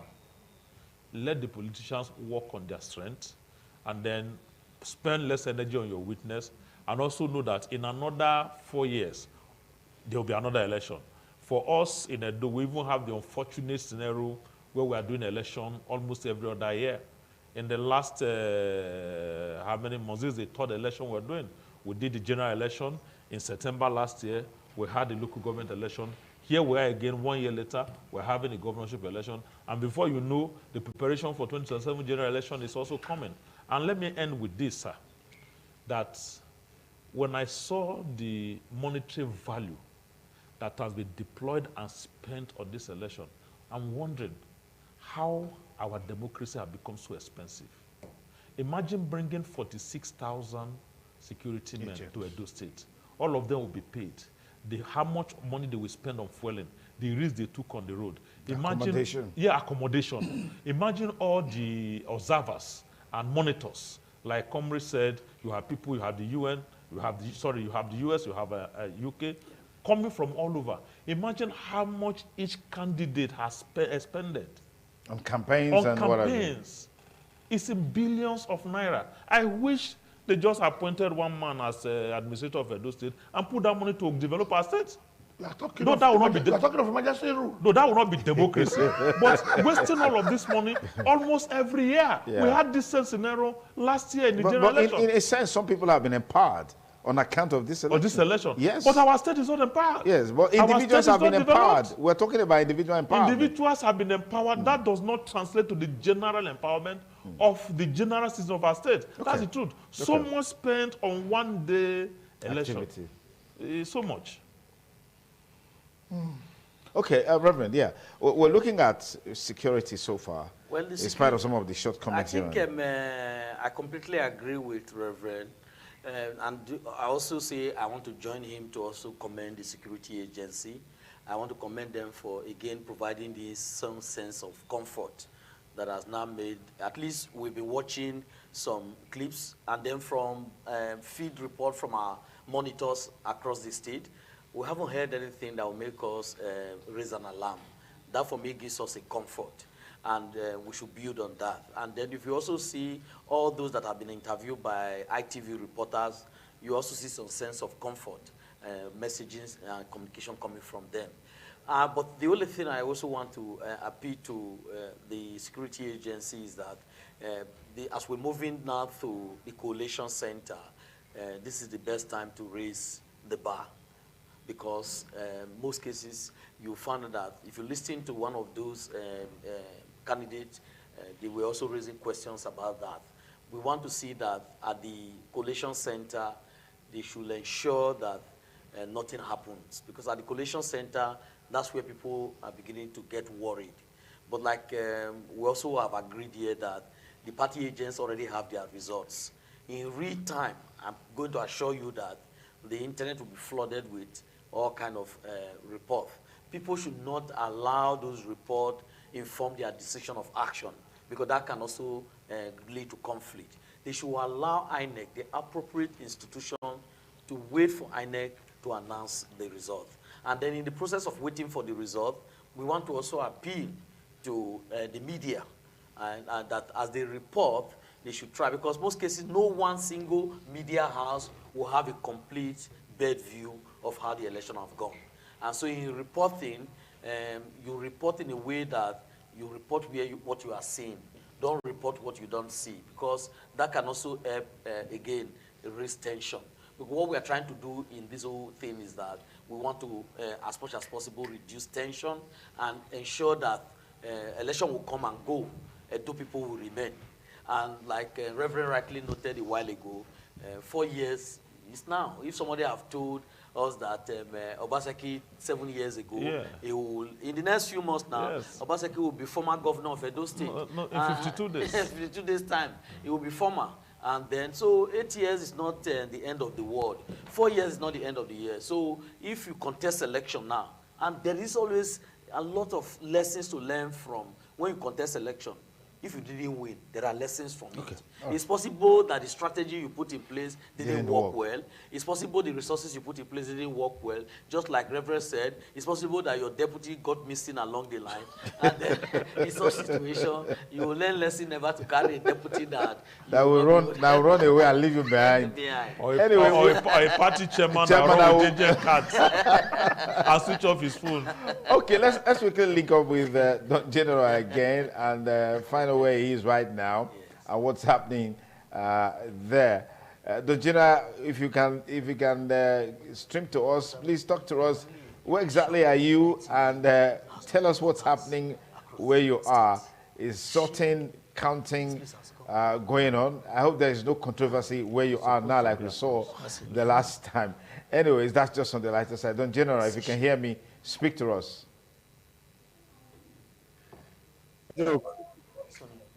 Okay, Don General, exactly where are you? Yeah, I'm at Garrick, and there's a lot of... anyway, how you doing? How's the process so far? It's been a journey moment this morning.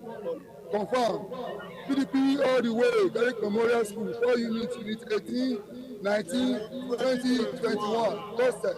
Oh, PDP. In terms of the process, in terms of the security, in terms of the INEC and the voters, how was it? It was free and fair election, all around.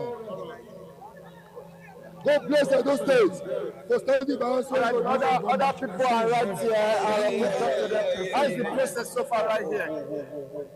Very fantastic, man. See, I'm very, very happy. Yeah, I don't know that Edo people, in fact, the Beninese, the Edo, they know what they want. So this thing we are doing is for our own good. If it's better for us, it will be better for everybody. Or if they want the bad ones to enter, live feed from Garrick, that's at Ekanwa Road. I'm compelled to say that, well, not compelled, I want to believe that the election has ended there and voting, sorting and counting has already taken place. The result has been announced to those who are in that particular voting unit. So we'll get more from Don General, who is moving from one location to another. Yeah, Barrister, you're trying to say something. Yeah, it's about the security and collection. Okay. I want to plead that now that accreditation, voting may almost be over now, I want to appeal. This is the most critical aspect. First and foremost, to thank the security men. Unlike in the past, when people just go ahead, steal ballot boxes, we have not heard anything about 10 ballot boxes, stolen, 20 ballot boxes stolen. We've not heard about that. We have not heard about people shooting at police stations. So I want to thank them. But the money we are spending, like we earlier said, on security for voting is becoming unbearable. We can also channel that to other things. But the problem is not that of the federal government alone. It's not that of the state alone. But I also believe that the political parties have a lot of roles to play. Voter education is very paramount in any sort of election, be it local government election, in the state house of assembly, governorship. The parties have to encourage, tell their supporters that, look, we can do these things peacefully if we go around to inform our supporters how to vote and canvass for votes. Tell them these are the manifesto of the parties. If the more educated the electorate are, the cheaper it is to have the security apparatus in place. Because the tension before today's election led to the amazing of almost 45,000 personnel into Edo State. If the tension was not there, if the parties were not making it look like the election is the last in the lifetime of this country, it wouldn't have been like this.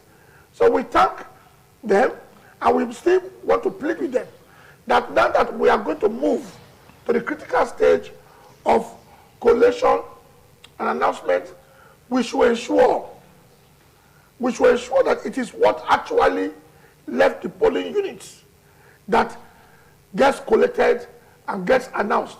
But I thought that this election, the results would have been sent immediately to the the internet something, so that they just as every polling unit gets result. Online transmission of results. Thank you. Yeah. Online transmission through the of results through the IREV. IREV, I thought that would have been a more credible way of doing these things.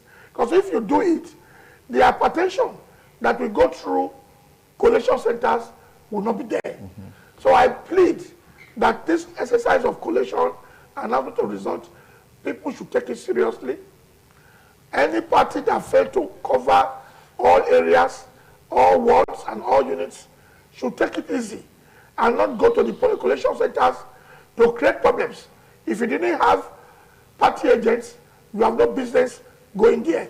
And if you had party agents, please don't try to influence the collation. Let's have a free and fair collation and output of results. Fantastic. We're just getting closer to the critical stage of the election, which has to do with the collation of results from the units to the wards and to the LGA, and then of course to the state. Is one stage to the other. But let's look at for Don General, find exactly where he is right now. Don General, quickly talk to us, let us know where you are and what's happening. Looks like voting is over here. Is there collation going on? Is there sorting going on? What exactly is happening here? Don General. That's Garrick still. Hello, excuse me. Let me quickly show you what's happening right here. The party agents are here, but there's something they are posting on the wall. How do you please excuse me so that we can see? Bros, excuse me, please. Thank you. Hello, good afternoon. How are you doing? Have we ended the process here? What's happening right now? Okay, we are still busy. We are currently about entering the results into the result booklet, but we have counted and announced results and also pasted it on the wall for it to be visible to everyone, and also sent the updated BVAS records, right? That's we've uploaded the updated BVAS records. So to now update the result booklet, which of course we'll also submit at the ROA, at the Collation Center. Yes. So far, so good. How has the process been so far right here? It's been very peaceful, very seamless in terms of the participation and the cooperation of the electorate, and also we've not had any issues at all. I also believe from even the responses that people feel that their votes counted, that it's very much what they had gone into the secret balloting to do that affected in the results. Yes. Thank you. What about the security? Hope you are secure right here. Yes. We saw the presence of a number of security agencies, no interruptions, no disturbances, and I must also appreciate and celebrate every one of them. That was calm throughout the election process. Yeah. Did the party agents representing each of the party, did they coordinate themselves very well? Yes. They were also well coordinated, very cooperative, of course, watching at every point during the electoral process to ensure that their party's interests were not in any way interfered with. And definitely, like I said, it was a very seamless process. Yes. Thank you. So thank you. Do we have any party agent? Don General, talk to us. Where exactly is this voting? Which ward is this? Which unit is this? This is Garrick. That's Ward 1. Ward 1, Unit 18. Yes. Ward 1, Unit 18. Ward 1, Unit 18. I have some party agents right here. Let me quickly talk to them. Hello, how are you doing? I'm fine. Which party are you represented? PDP. And how's the process been so far right here? Perfectly. Process went smoothly. Everywhere was calm, cool and calm. We are happy that everything ended in praise. Not as people seeing. It was so obvious that people did not come out because of the threat, but at least everything went perfectly. Okay, let me quickly take you to the last election. You always vote in this unit. I've been here. How will you rate the turnout in this election and the last election? 10% to last on 10% over 100. 10%. We just have more than 100. Then we have more than 300 people that came out.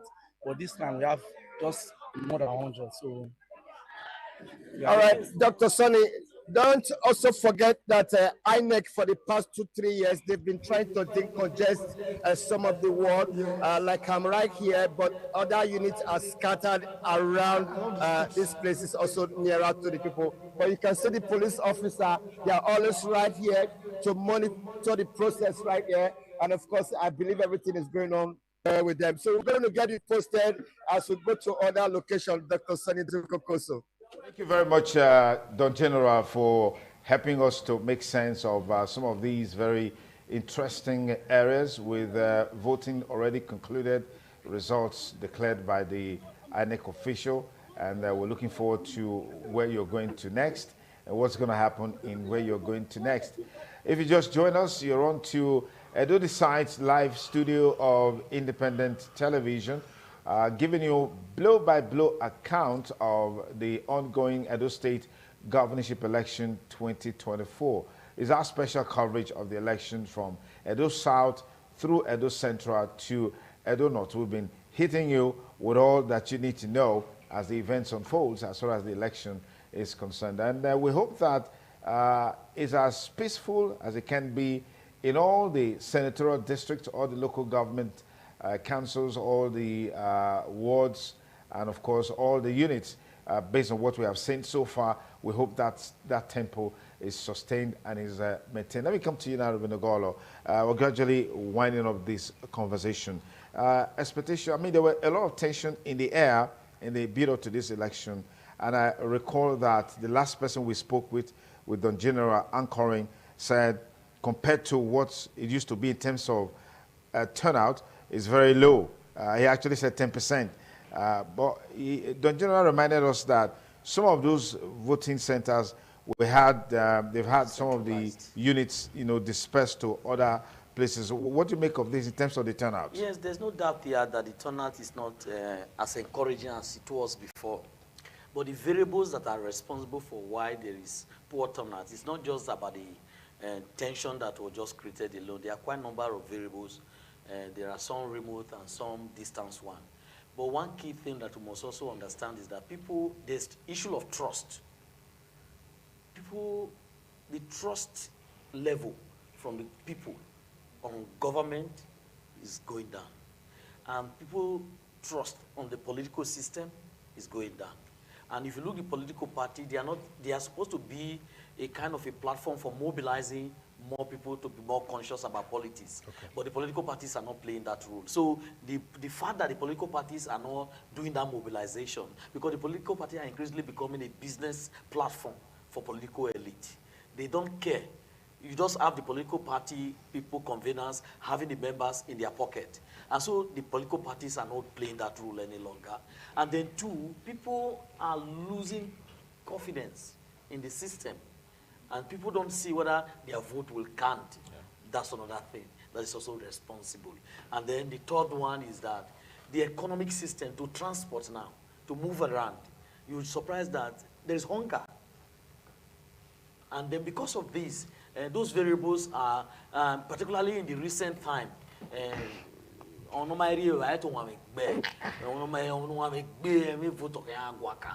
so these are the reality that is on ground, and it has impacted negatively on the turnout. But in anyhow, one of the last speaker rightly noted, they've seen some semblance of peace, and they've seen some semblance of people coming out to cast their vote. And that vote is counting. Okay. And it's because, first, we must give it to the security agency. But can we sustain this? I think that's the big question. That's the key lessons that we must. The takeaway from all this, can we sustain this? That we are mobilizing 45,000. But get this clear. We need a third party to validate those figures. Okay. But that's another day. That's the talk for another day. Okay, we'll take you to Igwebe, where a chieftain of the People's Democratic Party, Chief Tom Ikimi, has complained of Beaver's failure and malfunction, and has also accused the APC of voter inducement. Let's take a listen. We'll be back with you to talk more on this. As you can see, I'm here at Unit 7, Ward 2. I've cast my votes. And halfway through the process, the Beavers machines failed. I hope that failure of the Beavers machines will not mean that those of us who have voted, our votes will be discounted. I hope that this failure of the Beavers machine is only in Unit 7 and is not prevalent across the entire state. You may remember that it was a failure of the Beavers machine that turned off the elections of the general elections in 2023. They claimed that the beavers machine had failed, and they started writing results. However, I hear they started voting again. I cannot speak for other places because I'm here. Information reaching me is that APC is purchasing votes at 10,000 naira per vote. I don't know where they find the money from. I don't know how many votes they can purchase at 10,000 naira per vote. We want a free and fair election. So have they fixed the beaver problem now? That's what I'm told, that they have rectified it and they have started voting. I ask you to go across the road to go and look at them and ask them if the beavers machines are working and if all the votes cast before the failure of the beavers machines are valid. Thank you, sir. Thank you very much.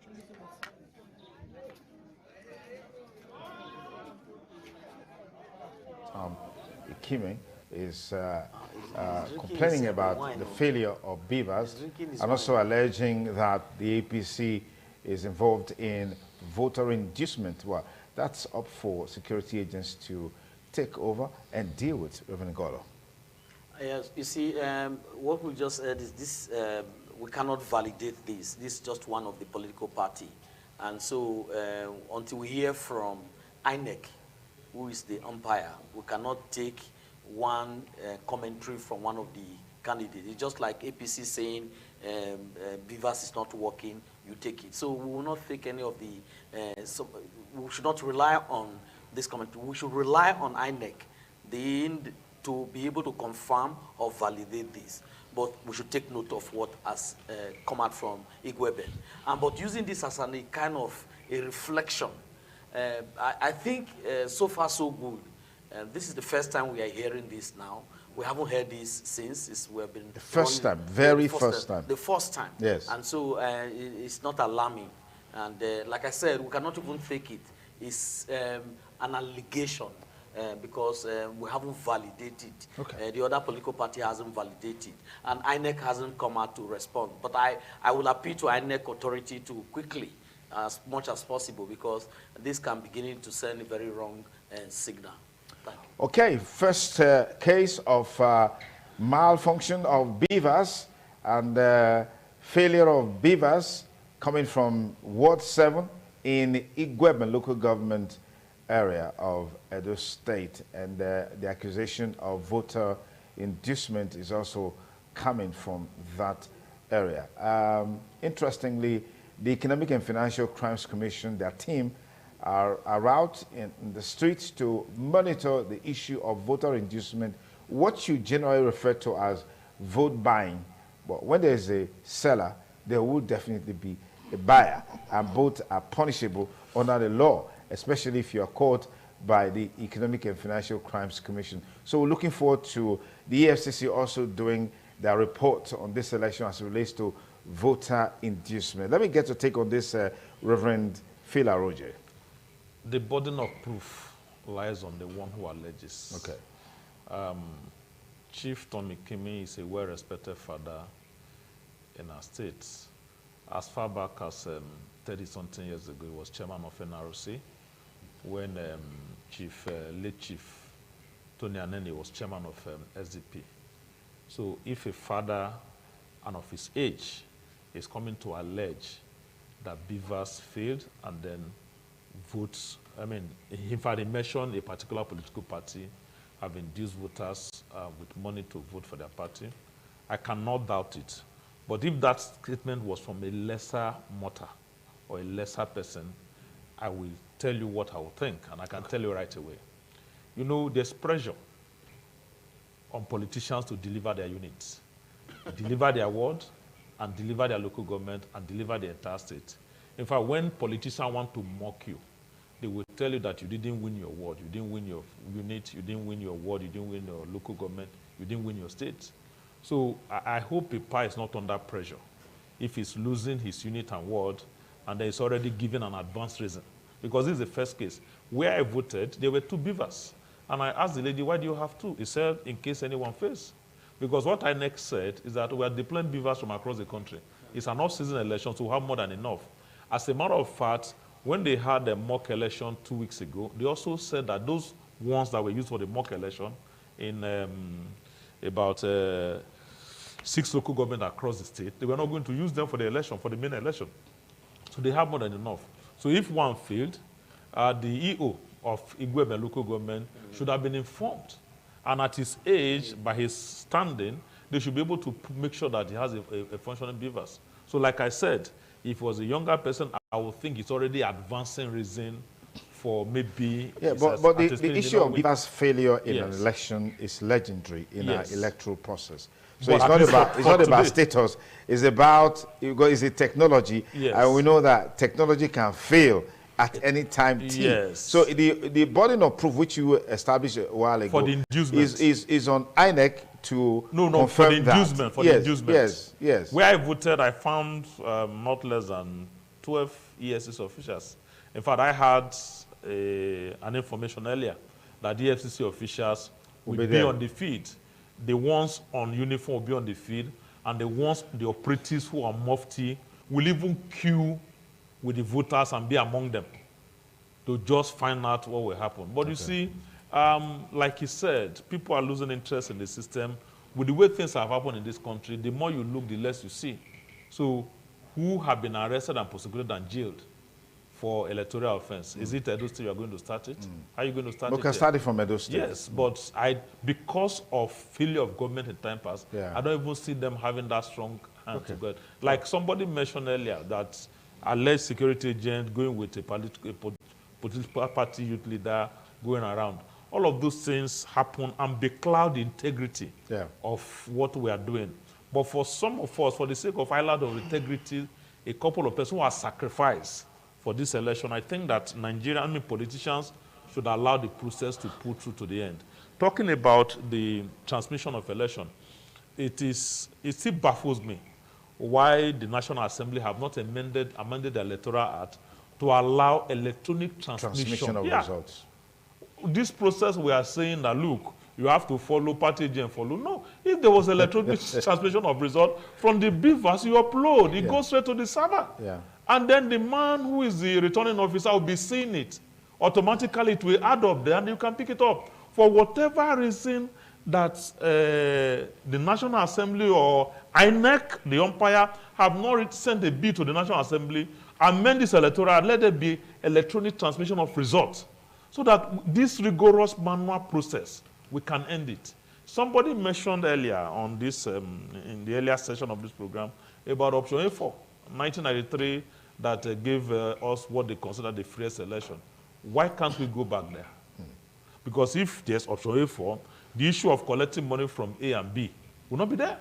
You will see who you have voted for. And if you cannot vote because you have collected money, you don't collect the money. If you cannot vote, you stay away. So that those who can stand for something will go there and stand for something. You know, you identify with it. Because what is not worth dying for is not worth living for. Anything you can't die for, don't live for it. It's not worth it. So put your mind, just focus on something and get it done. Because these are life. The policies of government, when a year ago, or less than a year ago, we bought petrol for 198 naira, 200 naira at most. But today it's 1,200 naira. For me to be able to come here, I bought petrol for 1,200 naira late last night. We can't sustain that. Why? Policy of government. That's why Nigerians should show interest on this process. On this process. If you don't, you are going to find people who do not have empathy, who do not have compassion. Because apart from competence, character, and capacity, we also need empathy. Who are the people that will empathize with the people, the feeling of the people, here and now? Because this Edo election is gone. Ondo election is next month. Anambra is coming. Other states are coming. And then before you know, general election is still here. Can we continue on this trajectory? You stay at home? Some people were playing football today. As at middle of the night last night, people were clubbing. And I was wondering, if you are clubbing by this time, how will you go and vote? How are you going to go and vote? And then tomorrow you say the government. No, we can begin the change from now. Let's have this thing better done. INEC can improve on the process. Whatever lessons we are learning from here, we can improve on it. If a PA was not allowed to vote, he has not said it. I believe that EU should hear. They should go and find out what happened. If people were disenfranchised there, if they have to now, whatever what they can do to make sure that the people in Igwebe where daddy was supposed to vote are allowed to vote. Cast their vote. Because he is a PDP chieftain. It's a PDP chieftain. The collation of results, there's a margin of lead. If a result is cancelled in a particular unit, and then there is, at the end of the result, the overall winner wins with a certain margin, they will use it to compare with the result of a polling unit that was cancelled. Okay. So if the number of results cancelled is more than the margin of lead, there will be a stalemate. Okay. And we can't afford that now. The process is too cumbersome. We have practically suspended our life in the last 1 month, waiting for this election. Yeah. The entire country is waiting for a new election. We can't afford that. Okay. We must get this thing done once and for all. All right, Barrister Ebi Thomas, final words. Well, like, I would like to appeal to INEC to send a bill as a matter of urgency to the National Assembly, and as a way of improving our electoral process, so that every election should be transmitted electronically. The security aspect has been well taken care of. Collation and announcement can be a problem, but if every polling unit can transmit their results, then the party agents who were there will have their tallies. Then it will become very easy for the courts to decide electoral matters. Because where you have to go through the tallies of about 1,000 agents, and the court is to decide a case within 2 months, there's no way any party can win. In the court, that is fair in the court, you can win. All that you can do is you call about 5 witnesses out of about 100 or 1,000. And those who were able to manipulate, they would have won. But if we go electronically, I'm not saying electronically, transmitted result will be 100%. It's foolproof. Foolproof, Yeah. but it will be better than this manual way of transmitting. Okay. Last word. First, I want to thank the security agency. I want to thank INEC, and I thank the electorates. And one of the key things is that those who will win, I will congratulate them. Those who also lost the election, they should not see it as an end of life. There is opportunity for another election in the next 4 years. All right, Reverend. Yes, the thank security agencies and INEC. I think my appreciation should go to the media. Media, the ITV. Yeah, the media, and because for a long time, it's over 3 years that I sat together with my brothers on the panel. We've been doing this for several years, and of course the youth corpers who are working as POs volunteers. and volunteers, adult staff for INEC. The 2 persons that attended to me were corpers. Okay. And I can imagine my child being a corper in Sokoto State and is doing election or in Delta. So we appreciate God for all of them. The media, we appreciate you.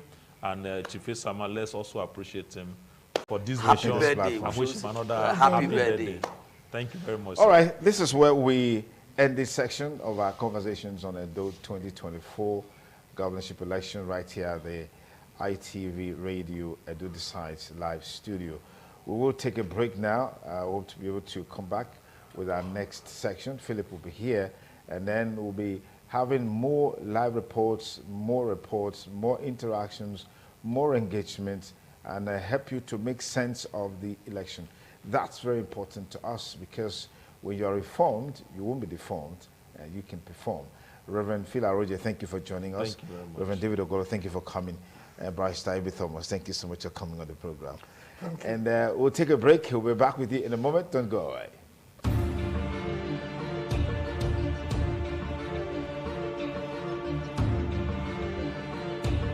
Richard didn't want to die, but he couldn't stop himself. The collision with the car didn't kill him, but he wasn't wearing a seatbelt, so he continued on his journey.